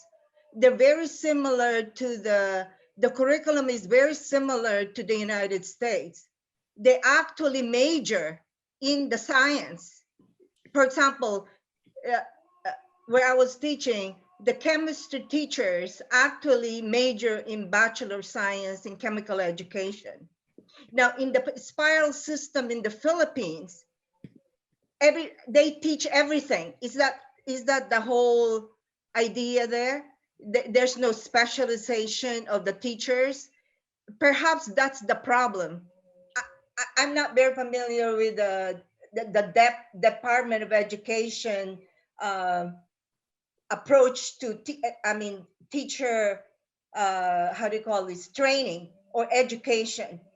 But if you look at the countries who are very successful in science, the teachers in the sciences have degrees in the science itself, or at least so-called chemical education or physics education, etc.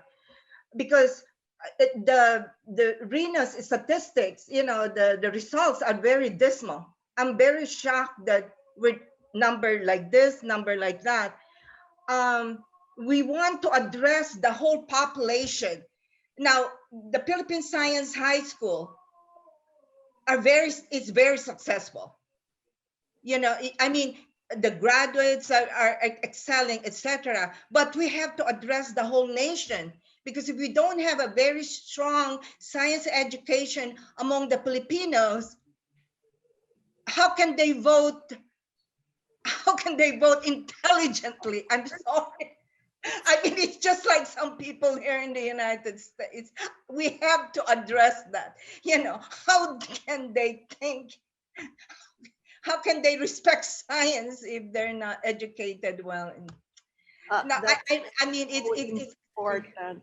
Yes, I think Lulu, that's a very important point, and maybe Cheryl would like to answer the question. But note is, you know, this Pinoy student who graduated with a perfect GMA at MIT, Marge. He's summa cum laude level, 5.0 GPA, MIT's highest grade.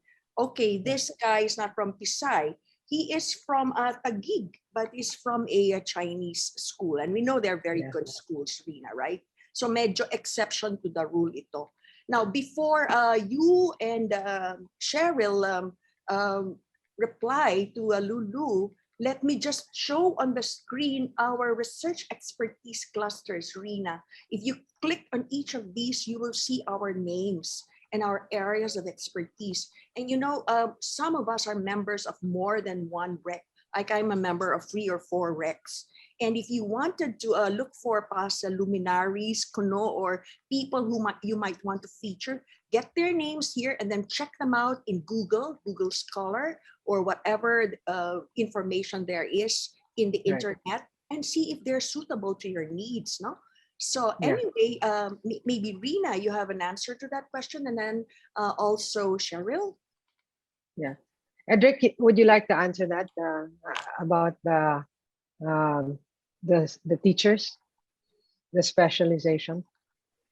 Specialization of teachers, no? So we kasi gusto nating malaman kung paano yung preparation ng teachers, no? So over the years, we've been working with mga TEIs, Teacher Education Institutes, and we found out that in the Philippines talaga, yung mga teachers are generalists in elementary. And then pagdating sa high school, they have specialization. But again, si Ma'am Lulu was right. Again, kung specialization is chemistry, but ngayon you are being asked na to teach not just chemistry, but also all the other areas and science. So you would have to do physics or earth science and so on. Na wala ka namang ganong training. So what the DepEd did was to come up with the mga catch-up programs during the in-service training sessions na mga 5 days during the 5 days during the inset time para lang the teachers could teach the other areas, no? But you were right, no? Mahirap yun ituro kung hindi mo naman talaga nakuha o alaman as you were preparing to be teachers, no? That's one thing. Si Sir Mario kanina was talking about longitudinal studies. Ang ginagawa namin, Ms. Rina, ang ginagawa natin sa Knowledge Channel, basically are pilot studies. And if you've noticed kanina, Sir Mario, yung mga Matdali studies, meron kami mga nag-pilot yan sa Morong, Rizal also, and also in some parts of the country. And then yung early childhood training natin, nag-pilot din sa Morong, Rizal, no? Kaya and ang mga studies natin pilot studies, at saka lang ito inilo-launch sa mas maraming mga areas pagkatapos ng 1 year, 2 years of piloting the programs. Those things, Ms. Rina.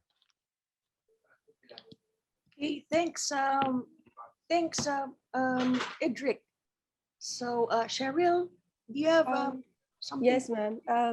Regarding the teacher preparation, before the K to 12, there are teacher education institutions offering majors in, let's say, chemistry education, physics ed, biology education.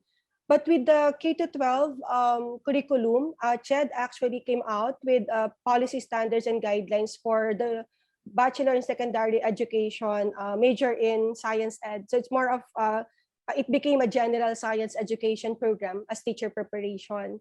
But the thing is, we already have teachers with majors even before the start of K to 12, and with the K to 12 implementation, like for example, a grading period on chem, a grading period on physics, bio, and then you have also earth science.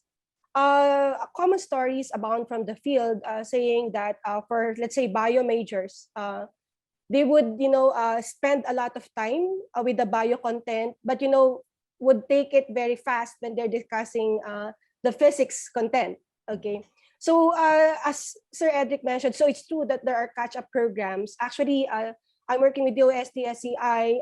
We did a module for non-physics majors teaching physics in secondary, in high school.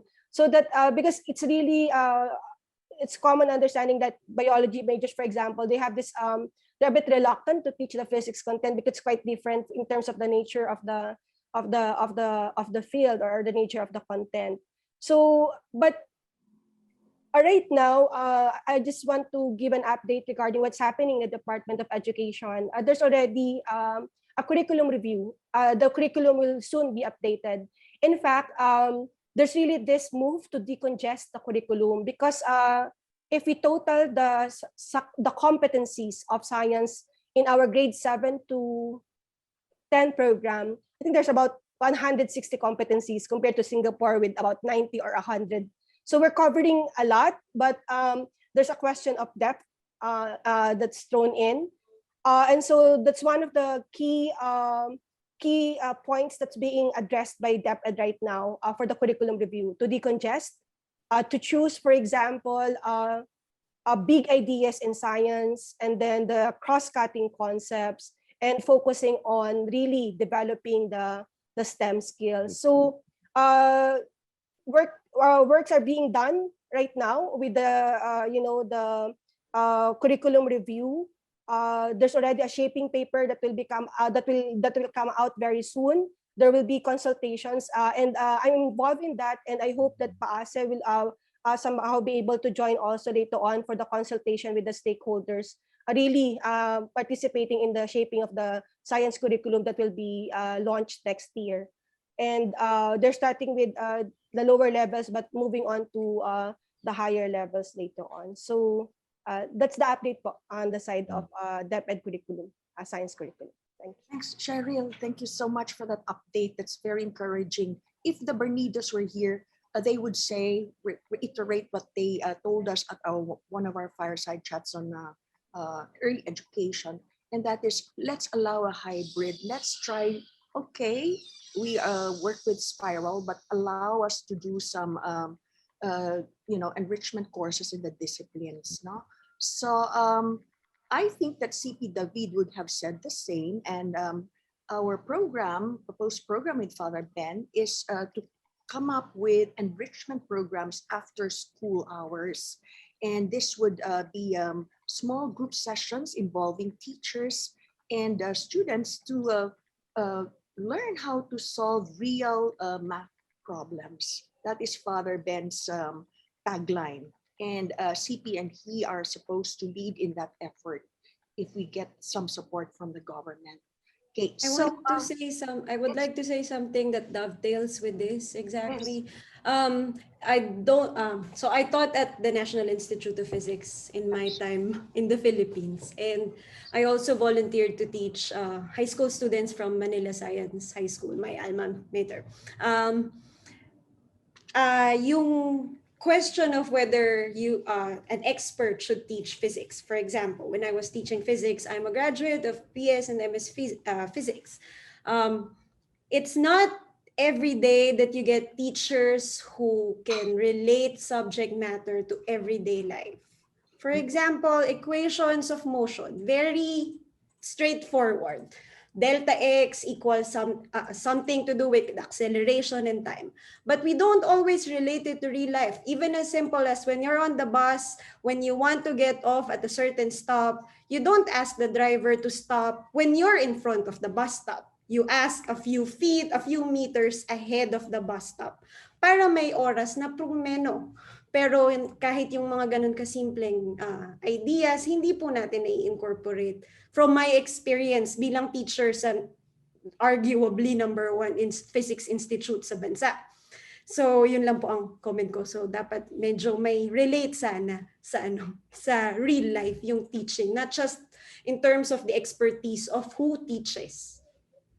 Okay, everybody in PAASE, let's agree. We must relate our concepts and ideas in our disciplines to real life applications. Now, in College of Education, UP Diliman, Cheryl, for the longest time, meron tayong PhD program in, say, chemical education.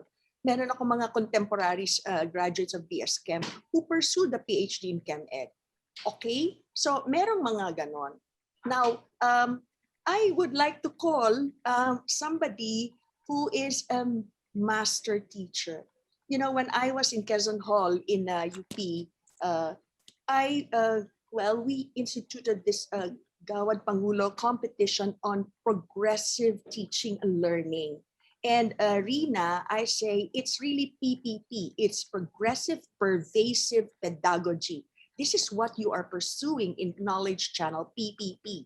And that was my tagline when I would speak about general education. Well, one of the winners of our competition is none other than UPLB Professor Amy Dupo, who is in the biology field, and she's also the faculty regent of UP at present. I'd like her to speak, and afterwards, she will be followed by Romy Solis, who is an engineering graduate, but now he runs his own school and is teaching computer science and data science at the high school level. So, Amy, could you please share with us your thoughts? Yes, good morning po sa inyong lahat. One of the things that I notice when I'm usually teaching, kasi po hindi naman po ako talaga yung genius, I'm not really that bright of a person if you put that academically.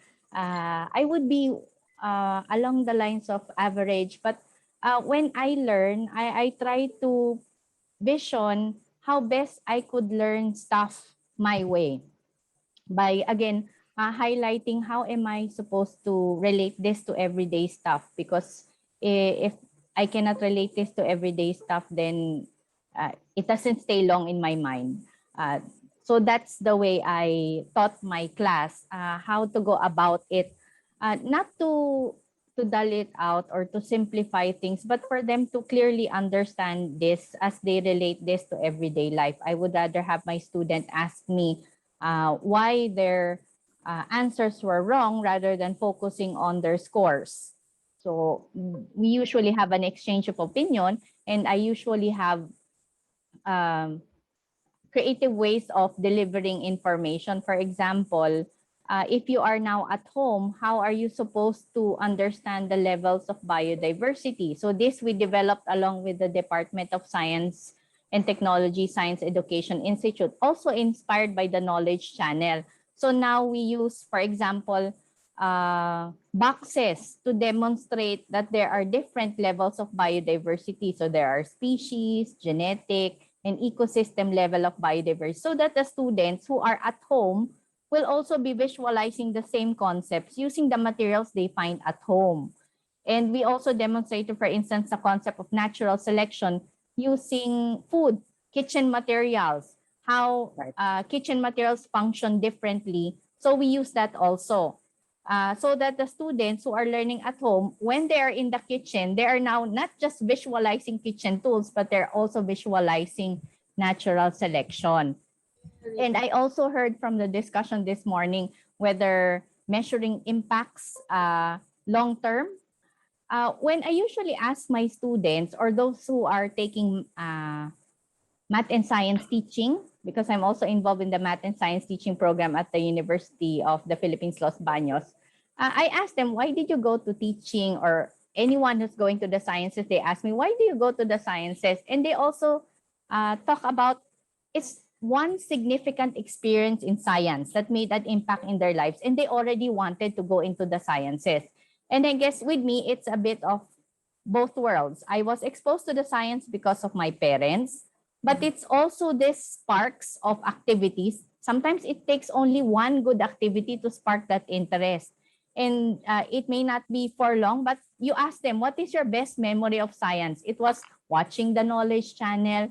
It was watching, for example, Batibot at the time. I picked up one concept, I appreciated it, I related to it, then I wanted to go into science already. So both role models are very important, and it's now very important to strike them at a very young age. I always tell my students, for example, on the impact of what you put on social media. Most of my followers in Instagram are actually 3 and 5-year-olds. Their parents have the Instagram account, so they request some materials from me to explain the pictures that I post online. And then they explain it to their kids, because it's the kids who follow my Instagram account. They look at the photos of insects and spiders, and then they ask their parents. So the parents request me to explain a bit. So I try to explain in no more than 3 sentences, because if it's more than 3 sentences, they already lose their attention. And it helps them also simplify. I try to put in sometimes scientific names, but mostly on ecological aspects of it. So most of my Instagram followers are preschoolers. Nice. That's amazing, Amy. There you have Rina, a KC follower and convert and advocate. Pero wow, probably your best bet for somebody who can speak in Knowledge Channel. I've witnessed her. Wow, she won in this progressive teaching and learning competition. So Amy, thank you so much. She Thank you po. specializes also on spiders. And spiders are, of course, fascinating to children. No? You have the whole range of spiders that are producing toxins and those that are not. And it's the way to get the children interested by doing the photos and identification. So I think that at this point, before I go to Romy Solis, because he'll talk about the computer sciences and maybe data science, I just like to recognize the presence of one of our NAS academicians, who is one of our foremost microbiologists in the country, Sion Raimundo. She cannot speak today, but I will speak on her behalf again, because, well, both of us are also doing research on what we call the invisible world.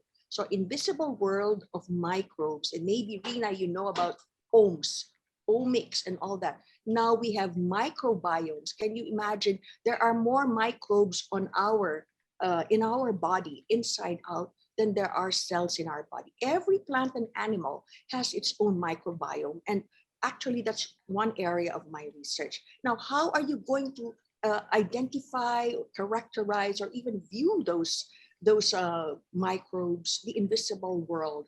Scientists use powerful instruments, okay? And that is where I'm saying it's so important to do experimental instrumentation science that is definitely quantitative or numerical. And at this point, I'd like to plug in one of the projects of the UP that's now in the process of being contracted to a commercial manufacturer. And this is the Visor instrumentation program of the UP. It's like a lab in a box. Versatile instrumentation for science, research, and education. It was first conceptualized by a leading PAASE member, a former president, Mel Gomez of University of Maryland, College Park, not Baltimore. Okay, and then he came over in 2011 or 2012, and conducted a 2-week workshop with the National Institute of Physics. And the lead person there then is now our Dean of Science, Gani Tapang, and we have a lab in a box with 40 instruments and 4 lab manuals. And this is to for us to be able to do experiments in biology, chemistry, physics, and engineering.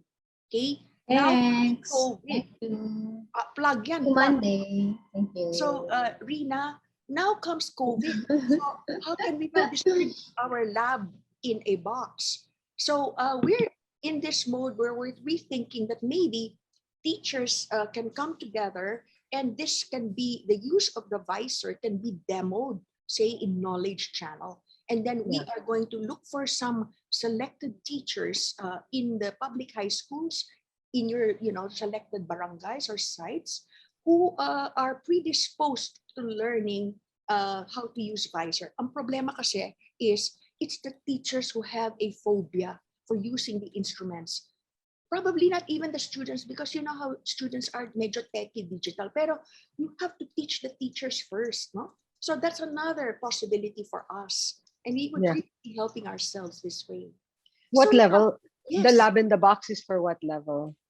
Lab, it's 11 and 12. Pero pwede rin senior yung, high. Junior high. And then all the way to, tertiary, freshman and sophomore level. Actually, pwede rin siya sa TechVoc. Pwede rin siya sa lahat kasi basics of quantitative science. Okay? And murang-mura lang siya. It's based on a microprocessor, an Arduino microprocessor. Tapos, merong iba-ibang klaseng sensors for temperature, pressure, oscillation, etc. Marge, you should know all of these stuff that NIP can do. And then, ang kanyang output lumalabas sa computer. Okay? So, modular siya. Tapos, 3D printed siya. Okay? Yung pinaka casing niya. Anyway, this is a nice segue naman to having Romy Solis talk to us. Romy, are you still there? I really love to hear from you. Yes. Romy. Hi. Hi. Can you show yourself, please? Okay. Yes, I turned on. You hear me now? Okay. Yes, we can hear you. Wait. I don't know if my video is working. Yeah. Okay, but maybe I'll just talk. Well, first of all, I would like to congratulate Rina for her presentation. We know that there's a big potential in the Products of Knowledge channel, especially at this time. Okay. I'll just give some comments or suggestions for the points raised earlier. On something general, we should not just look at the quality or the training of the teachers who will be teaching the sciences. We should also be conscious of the numbers that will be available for teaching, especially in the rural areas. In our experience, it's been difficult to find teachers in the sciences. So I mentioned this the last time I was with the Fireside chat at PAASE. There are some schools that terminate their teacher education programs for one reason or another. One could be poor board performance, and then there are some courses where they say that there are no takers. We have to look at that. If we do not develop the numbers that we need, I don't think that our country will be able to reach its development goals or goals even for science education itself. Okay. Then the next thing is that it was mentioned that role models are important. It's really true. If you can do a video series or even coffee table books or books on scientists, Filipino scientists, I think it would make an impact. And maybe if you can make the book, if you can make it more active in a sense that the students will be doing experiments along with the books, something related, it should help. There's another thing. When we are this is our experience recently. We experimented on doing robotics online during this pandemic. We sent robot kits at home. We developed kits. And then I asked the teachers for feedback, and they told me it's not the parents. We were expecting the parents to be the ones helping, but in our case, we found more of grandparents who are assisting the children with robotics. And that's something we can consider in online education, because I think in many of our families where the extended families in the house, grandparents are the caregivers. Yeah, because the parents work. Yeah. The parents work, yeah. So it had an impact on the way that we were designing the kits. Like, we have to make the switches bigger, and we have to design them in such a way that the grandparents will see them more easily. So it could help to even in video programs that are being. Then, keep that in mind. Yeah, the case of the spiraling curriculum, it was hard to work on it. Well, one of the reasons why it was difficult to work on it is initially there was a dearth of textbooks, and now I don't know what's available. I don't know what textbooks are available for spiraling. The reality is, in many places, the textbook will be the guide of the teacher. Sometimes I thought before that if you have chosen the good textbook, you would have solved a big part of the curricular problem of the school. So efforts in the development of good textbooks is something that will have a very significant impact. But of course, now it's the video, other modes which will also be important. Okay, one of the thoughts that has entered my mind is this: we can train our teachers with good video lessons, or sometimes I have the thought is something that comes to my mind is this thought: why don't we just give the video lessons straight to the students? So that's one of the things I'm trying to weigh. Thank you so much. Yes, go ahead. Please, go ahead. Just tell us, can you please tell Rina and Edric and everyone about your school in Tanza, and your robotics program, please? Okay. We have a robotics program from nursery to all the way to senior high. Okay. So of course, we started when we wanted to develop small robots just to teach concept of programming and computational thinking at an early age. So what we did was to buy some kits when we can, but slowly we had to start developing our own kits to make it affordable. So during this pandemic, we used our designs and we developed many kits. Wow. We just mass-produced the kits, so we were able to give each child one kit. That's great. Yeah. So low-cost kit. Yeah. Locally made. Yeah. Congratulations. That's great. Thanks, Romy. Yeah, go ahead. Please go ahead. Okay. I teach physics and I teach electronics and robotics at some levels. So the advantage is that I can put the application. When I teach physics, I can put the application. So one of the goals is I want to have a robotics course integrated with the physics course, where robotics will be the application. But it's something that I want to transfer, but it's going to be hard to do that without something developed intentionally.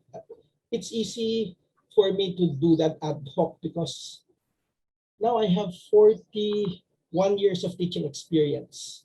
Okay, so that's mostly with UP. Yeah. That's So something so much with wisdom. like So can you age. imagine, Age. Romy, Rina, can you imagine we have these kinds of teachers in this chat today, and there are many more. You have Lulu, Yes. Kem, Yeah. you have Yeah. Aimee in Right. biology and environment. You have Yeah. Romy in physics and math and robotics. So how do Giselle. yes. How do you do the multiplier effect? And then I described the visor module or the lab in a box. So what could Casey do also to try to get this to a broader audience? Because now you will be teaching, you will really be getting some experts, obviously with a teaching experience, That's right. application to everyday life, That's to right. well, a greater audience. So Yeah. talagang may way of synergizing, as Sec Ernie said. And then there's a debate within PAASE about whether a teacher, a high school teacher, or grade school teacher, is very pivotal in getting a student to become a good student, whether in the sciences or the arts or history. So Chris and Marivic Bernido have this program because of their dearth of teachers in Hagna and Bohol in the Visayas, where Marivic is the master teacher, and then she has her training teachers. And then Right. the students are trained to learn independently and to think critically. Okay, may Right. value rin talaga yon. On the other hand, there's this other group of us, including me, Father Ben, and others, who look up to a high school teacher, science teacher, who influenced us, inspired us to go to science in college because they also spotted, say, our talent. Parang ganon, no? So Yeah. I think yung ganon, we have to address that and cater to all kinds of students, no? Mhm. And Yeah. I think Knowledge Channel would have a way of doing that as well. Yeah. There's really a diverse the students, no. We even have now we're actually doing even Filipino sign language because there's a a lot of them as well, no. We want to be much more inclusive in how we bring our videos or our learning to the kids, no. And yeah, so I just want to thank everyone for all the comments and suggestions that you've given. We really want to do those longitudinal studies, and Dr. Pernia also mentioned the results matrix. That's really something that we'd like to do, and maybe you can help us also, do that, set these things up, and really look at how we can help the kids learn better, and how we can sustain, of course, their interests in in math, in STEM, no. Get their interest, engage them, and then sustain that interest, no. I think that's really key. And you mentioned earlier, we talked about role modeling, and I think that's really something that you can be a part of, no, or that we can work on together, because you are really the role models, no, in the science and in STEM, no, in everything that you're doing. Yeah, I just wanted to talk about a little bit about the point of Dr. Pernia on population management, because I know he's very passionate about that, and so was my dad. Yeah, and my brother as well. And I think that's something that that really is that needs to be managed, no? And not just, well, in numbers, of course, but also with the the quality or the kind of the women that get, as Dr. Pernia said, they're not prepared to give birth, no, because many of them are also teenagers, no, and their bodies, their emotional, their, you know, everything, you know, is really not prepared. And so that's something that, you know, we also agree very strongly with you on how we can deal with it. And so our way is really working in the barangays with the barangay health workers, the caregivers, no, the child development workers, really trying to educate also, you know, the mothers and the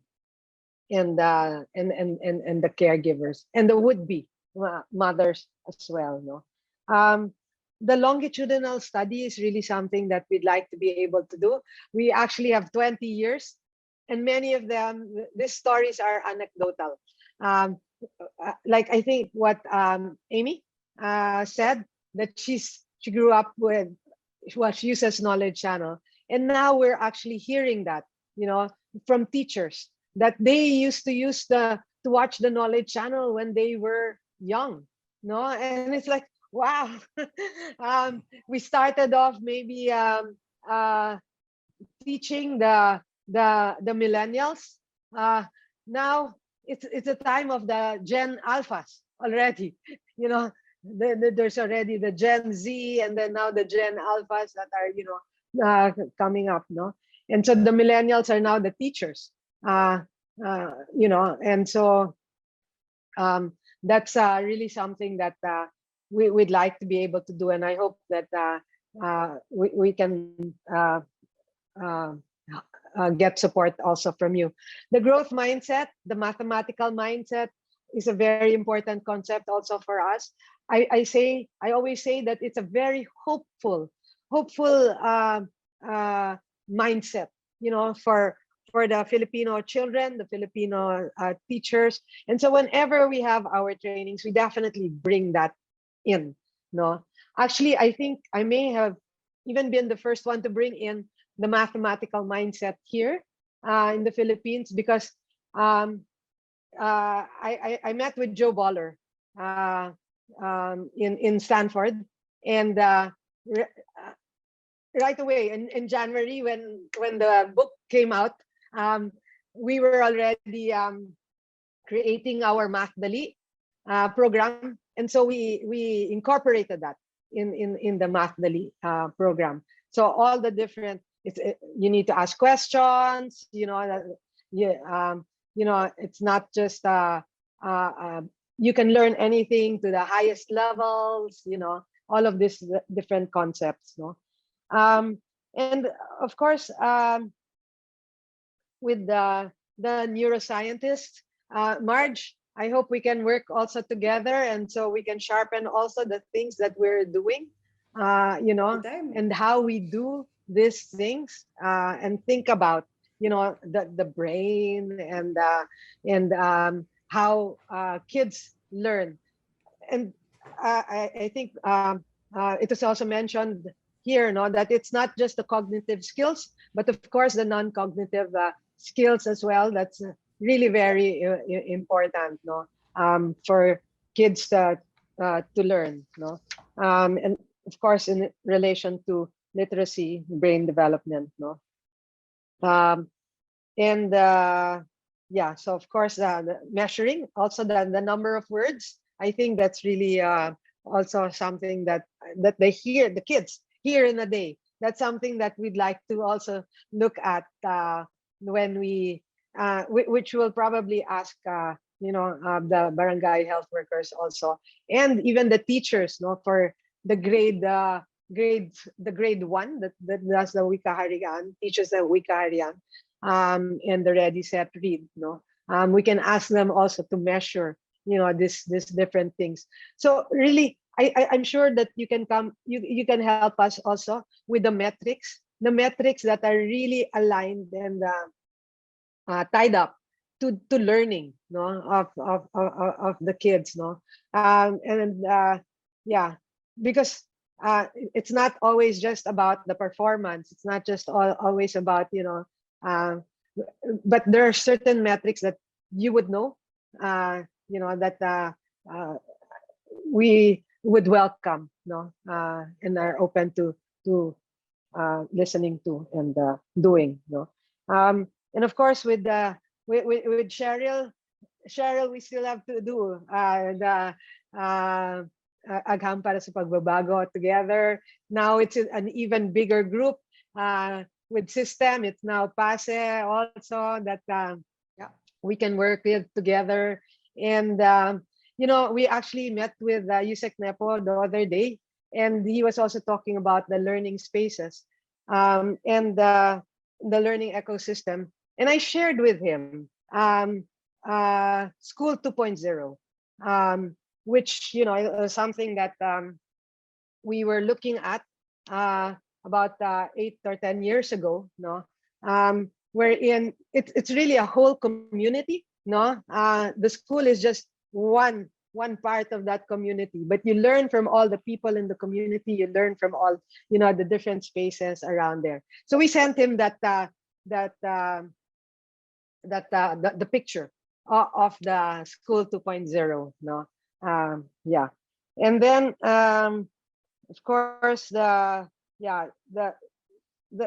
numeracy, yeah, is so important, and it's really the building block towards the STEM, no, the science, math, the engineering, without which, if we are not good at early numeracy, it's very hard. It's very hard to move forward, and we won't be able to, you know, move forward. And I agree with you that that STEM is really the we need to really focus on STEM, because that's what will bring innovation in our country, no, and move our country really into the fourth industrial revolution, no. And so, yeah, but so for us, we really need to build. We really need to start with the very young, no, and make sure that their foundational skills in this is very strong, whether it be in reading, in math, or in science, no, that it will be strong, so that because you can't really leapfrog foundational skills, right? You have to go through it, and then you can think critically. You can be more problem solvers, and, you know, all of that. So we'd like to work with you on that as well, no. Yeah, pre-service, of course, of teachers is so important. Yeah. And then, I don't know, when you were talking about STEM B, is that like a spelling bee, but STEM? Yes. Oh, wow. Yes. Okay. Yes. Okay. Yeah. So too bad CP's not here, but Cheryl Yeah. will bit about it, and I'll also. But Yeah. that's Yeah. fantastic, Yeah. Rina. I think we're one in mind in acknowledging that math is at the bottom of it. It's foundational. It's the numeracy. But Father Ben always says that it has to come with literacy. It's reading into Right. writing and speaking. Exactly. They go hand in Exactly. hand. And Yes. if you notice, Marge and Aimee, they spoke in Filipino and in English, and the issue of a lingua franca or a Filipino Yeah. versus English, Yes. those are matters that you probably have an opinion on regarding the learning of the child. But maybe that could be for later. And Yeah. before I get Sec Ernie to try to summarize and capsulize our next steps forward, I'd like to recognize the presence of the Technological Institute of the Philippines president and her faculty present today and her graduate students. And TIP is a major partner of the PAASE. And I am asking President Beth Lajos to say a few words, because obviously they're into data science, they're into engineering, they're into design and innovation. And then afterwards, I will ask our PAASE board member and Professor Emeritus from UP Los Baños, Ino Lansigan, Felino Lansigan, who is a former Dean of Arts and Sciences of UP Los Baños, who is a mathematician and a statistician, to talk to us about his views on the importance of mathematics, statistics, and data science. So Beth, and then Ino, and we'll get our Secretary Ernie to recap and state our next ways forward. Beth? Hi, Rina. Hi, Mario, Beth. Giselle, Nice to see you. and Yeah. Dr. Pernia. I am late because I came from another webinar that is still ongoing, being hosted by TIP, but I invited today, so I don't know if this was already mentioned earlier, I invited today the whole group that prepared for the Knowledge Channel, the MathLink modules. Was this mentioned a while ago? Yeah, so they prepared actually 36 for grade 4. The QC and Manila groups that prepared them are all here. And 106 for grade 5. MathLink modules for the Math-Dali. And also in the room are Dean Jesse, Dean Jonathan, the chairs and the faculty members who all helped. There were 50 more, and some might still be pending, but the rest were already completed. So that is the extent of the involvement of the TIP group in the Math-Dali and MathLink and Knowledge Channel, because our very first engagement really with industry and with the world was with the Lopez group, with the FPH group.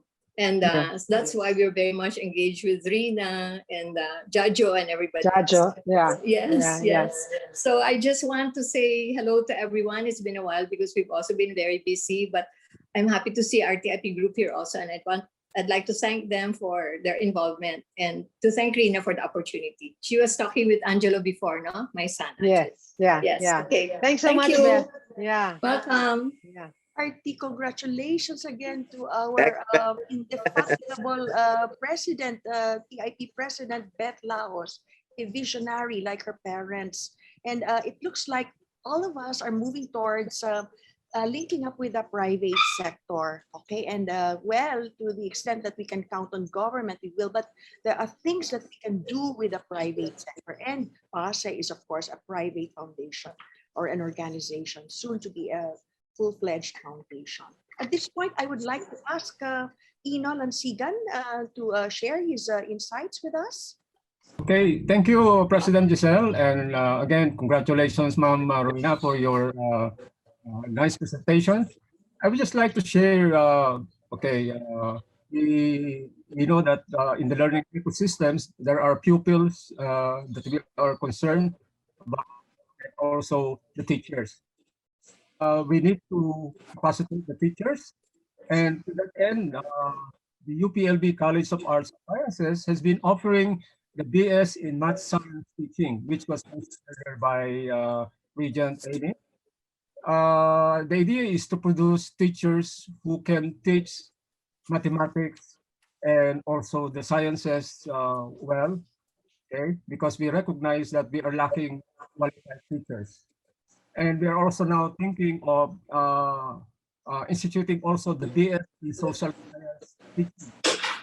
Is to improve the number, the quality of teachers teaching social studies in the secondary schools. But we are graduating only about 20 graduates per year. And also we also influence other state universities and higher education to offer similar programs, just like what we are doing in UPLB. So we hope that through this program, we can contribute to improving the quality of our secondary education. Thank you, ma'am. Thank you. Thank you. Thank you. Thank you, Ino. So it looks like we have content, we have material, pero Ina, maybe you have to guide some of us in terms of delivery or in communication. As Aini said, not everyone can, deliver the content properly, or Marge said the same, right? How do you teach like high-level physics or even intermediate physics in a way that's relevant to our teachers and students? So at this point, I'd like to request our host, Secretary Ernia, to recap and share with us his insights overall, including our next steps forward. Ernie? I think si Al Sarafika raising his hand. Yeah, I just want Yes. Yeah, I just want to have one last pitch because I do help technology transfer for innovative products coming out of universities like UP. Giselle and I had been part of that program, and when you're still VP. I instituted it during my time, right? I recruited you as the consultant. That the TTBDO. So Rina, just an example for you. There is a group out of UP Ed of Dina Ocampo, formerly USEC, I think of DepEd, that does Sukat Pika. It's a program that can measure the reading comprehension via software. And clearly, I would want to refer Dina to you to talk about more about how to design a product on what you've seen in terms of the lack of comprehension for the early grade system, especially for young. That's the kind of connection we wanted to establish with the innovations coming out of university to be operationalized and further refined for customers like Knowledge Channel in this case. Yeah. Thank you. We've actually been having, we've had conversations with Dina on evaluation and monitoring. Edric, did we discuss that software that Dr. Serafika was talking about? No, there was no discussion on that software. Yeah, well, we can fully download it, Edric, on a separate one. Of course, the STEMB as well, we're open to promoting it, because I'm an example when Amy was citing examples in your life that made you a scientist. For me, I was a quiz bee contestant and reviewed by my teacher at grade 5. I was prepared for Philippine Science High School and the OST scholar in college and a fellowship in New York in graduate school to do my PhD in engineering. So it really is very important what you guys are doing in Knowledge Channel in trying to reach out to as early as possible to give them examples, experiences that will hopefully steer them to a more STEM life like we did. So thank you. Thank you. Thank you so much for your kind words. Can you imagine Al Sarafika when he was a little boy, so cute and already so hyper? He can be one of your models, Yes. So I also wanted to point out Greg Del Pilar's invention. Is that the one? Greg Del Pilar? No, Greg is mapa ng loob that can help assess Filipino traits. Like a Briggs and Meyer measurement, but more Filipinized. Yung mga characteristic natin na mapagkawang gawa, magalang, magaling magaan. But these are like traits, psychological traits that Greg Del Pilar, who's the president now of the National Research Council of the Philippines, it's one of those books that we are also trying to promote from a technology transfer. I think Jollibee is using it, and Max. Companies that have employees, maybe the Lopez Group can evaluate it also for some of your service-oriented hiring. So these are technologies that are worthwhile to me promoting as product of the research in UP. And of course, I do LaSalle as well for equal billing, and I've been trying to help Beth at PIP also pro bono for whatever I can do for them. But really, it's our ecosystem. This is our ecosystem, guys. So we help one another. Thank you. Social scientist historian Greg Del Pilar is earning a lot of money for UP because of his app, because of this profiling that he has developed, and it's now commercially used. Imagine that, no? So napaka-importante ng social sciences then, Rina, and we have some experts with us growing. We have some experts with us, growing number of economists led by Sec Ernie. Ang dami, almost all in the School of Economics are members of PAASE, including economics in UP Los Baños and Ateneo. So then we're growing the historians and the education specialists. We say that research and education is one of the key areas of research, I think, in the world. Okay, so again, there needs to be good statistics, good data on this. So fundamental talaga ng numeracy. Okay, so now we're gonna hear from Sec Ernie. Yeah, well, very quick, concluding remarks. I thought this activity has been very rich and edifying, informative and edifying to many, including myself, and others. But there is much to be done, to put it mildly, and the challenges are formidable. Given the kinds of things we need to do on the addressing our deficiencies in science, in STEM, and on the other hand, in also making sure that our population is up to it in terms of imbibing learning, imbibing STEM, imbibing science, technology, and whatever knowledge is being put out.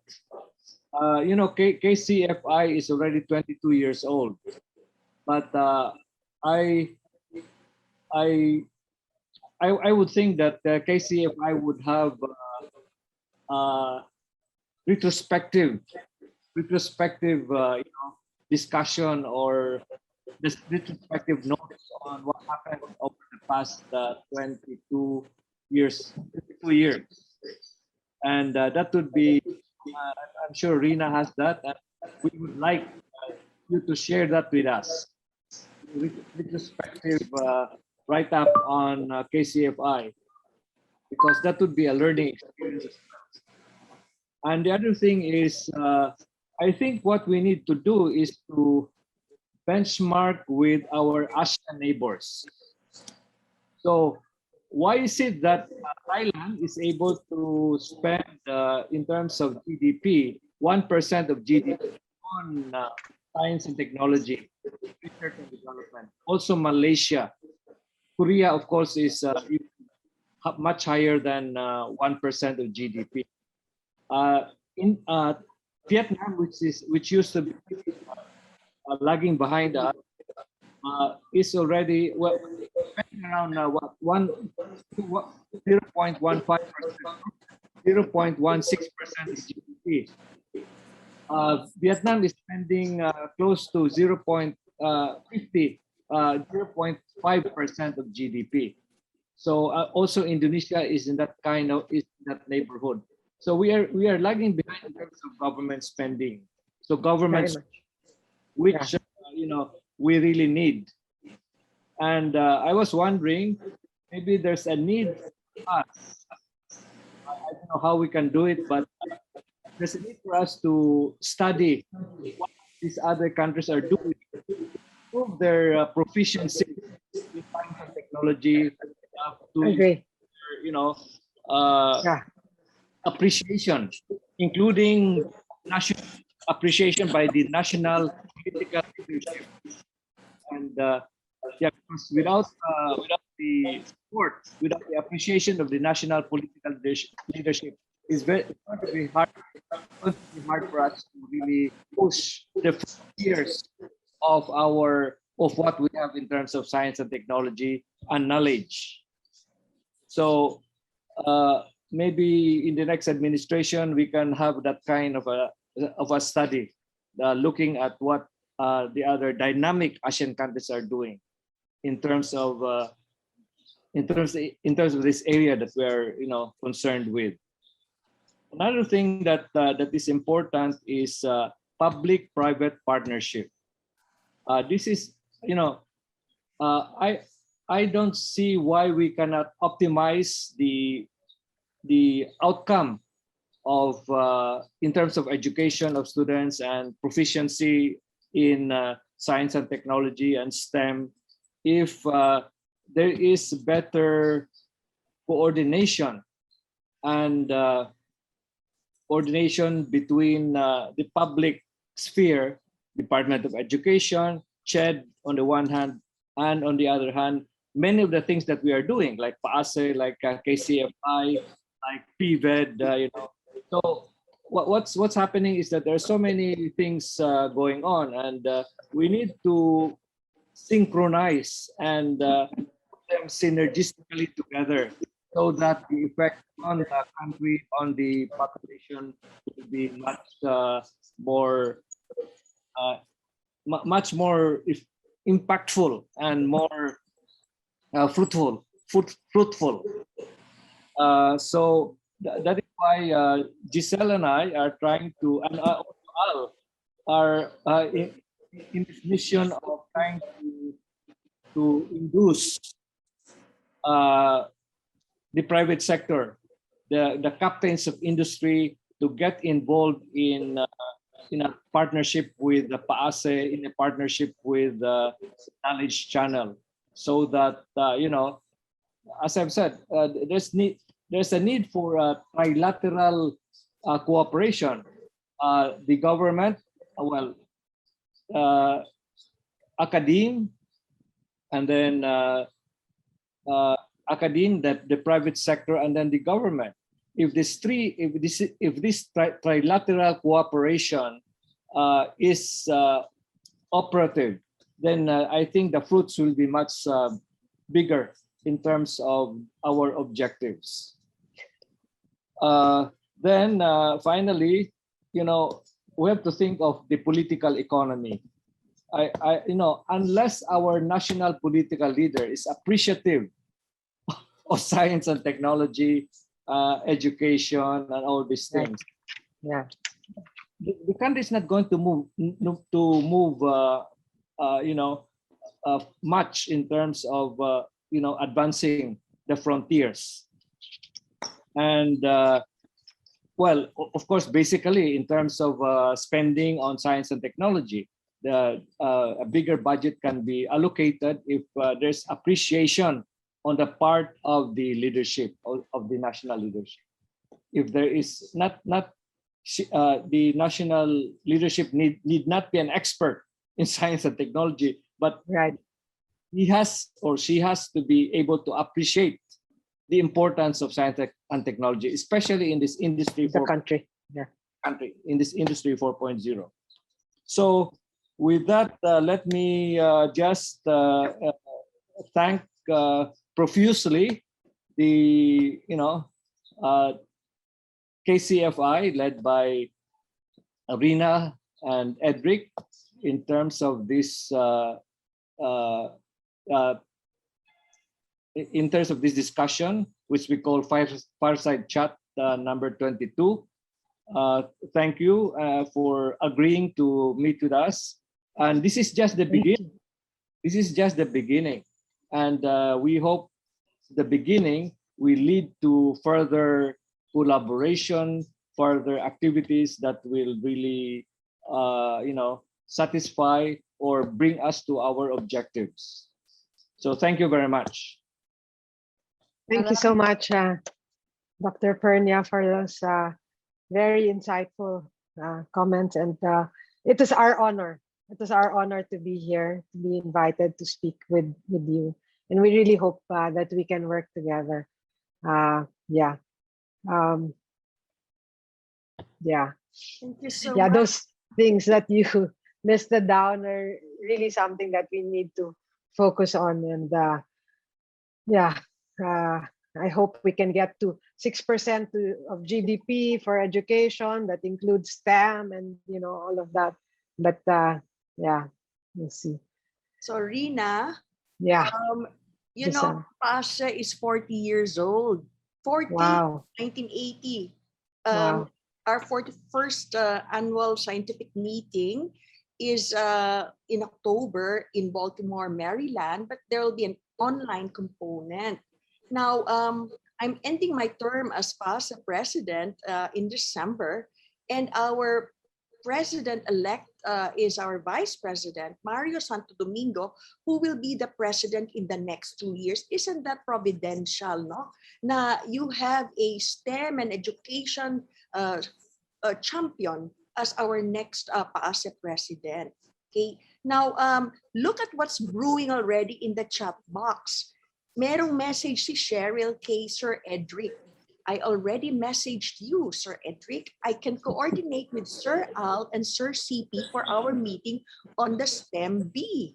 Okay? So mukhang, STEM B is really promising.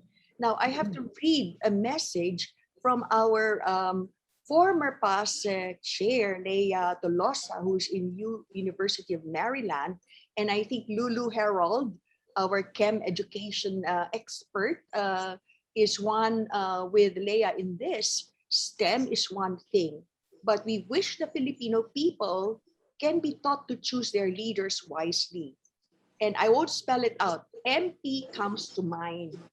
The candidate MP comes to mind. So maybe we're all worried about, who our next president will be. And as Sec Early said, does not have to be a STEM expert, but recognizes the importance of STEM education and knowledge. And to me, Rina, to be honest, quoting Robert Pirsig, The Art of Motorcycle Maintenance, that hit book during my time, science is the high country of the mind. It is really the ultimate kind of knowledge that we seek, okay, in all aspects. It's got the creative component, of course, the quantitative component, the rational, cognitive and non-cognitive components. Sorry, pero, that's how we feel about it. Am I right, Beth?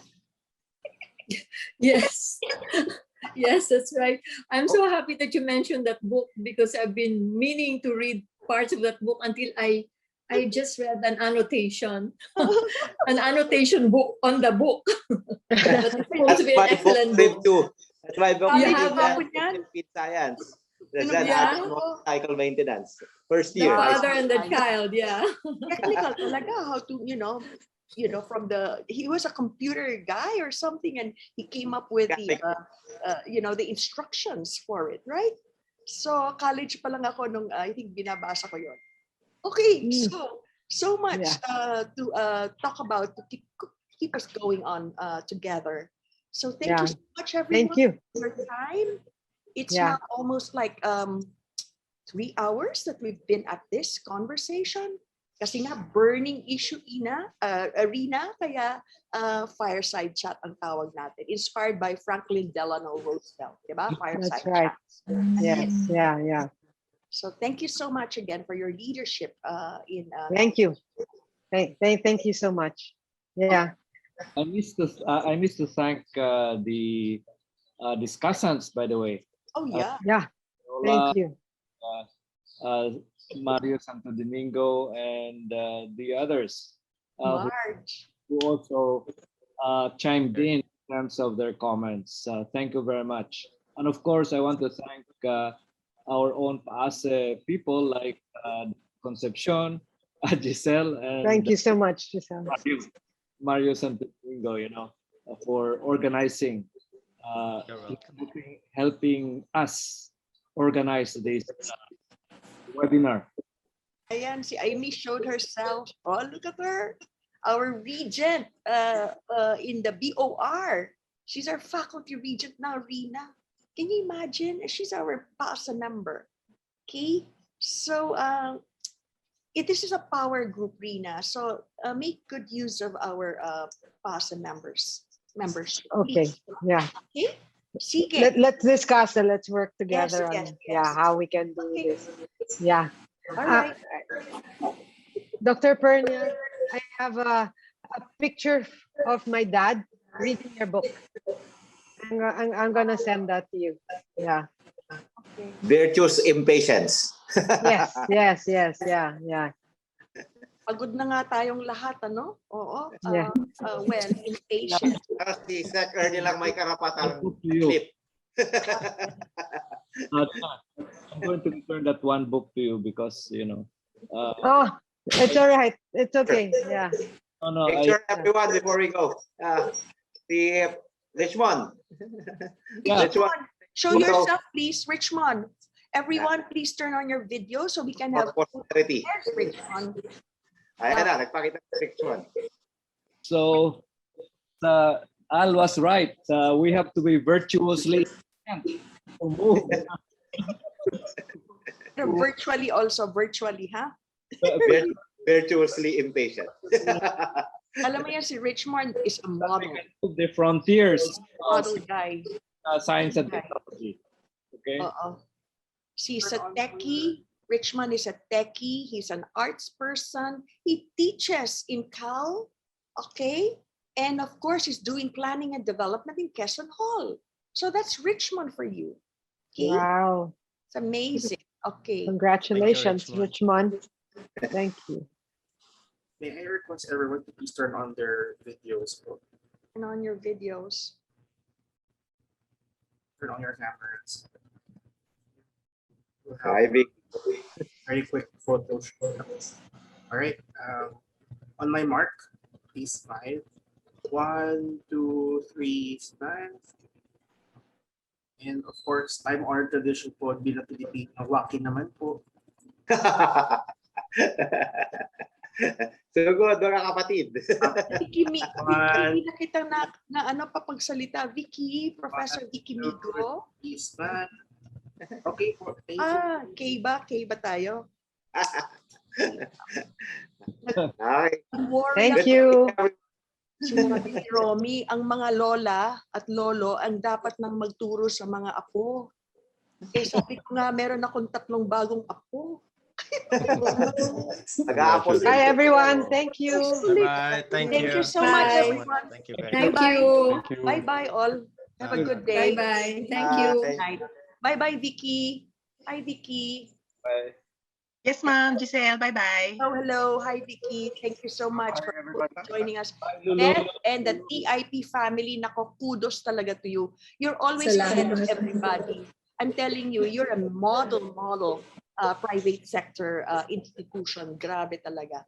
Believe Thank talaga. you so much. You have our full support. Yes. Thank you. Thank you so much. Bye-bye, everyone. Acknowledge my childhood friend, Marlu Emanuel, based in the Bay Area. She's here. Marlu, hello. Yes. There she is. There she is. Okay. Bye-bye. Thank you. I'll end the meeting now, okay? Bye-bye. Bye-bye, everyone. Till next time. Thank you so much, Sec Ernie, for putting this together. Thank you so much. Bye-bye.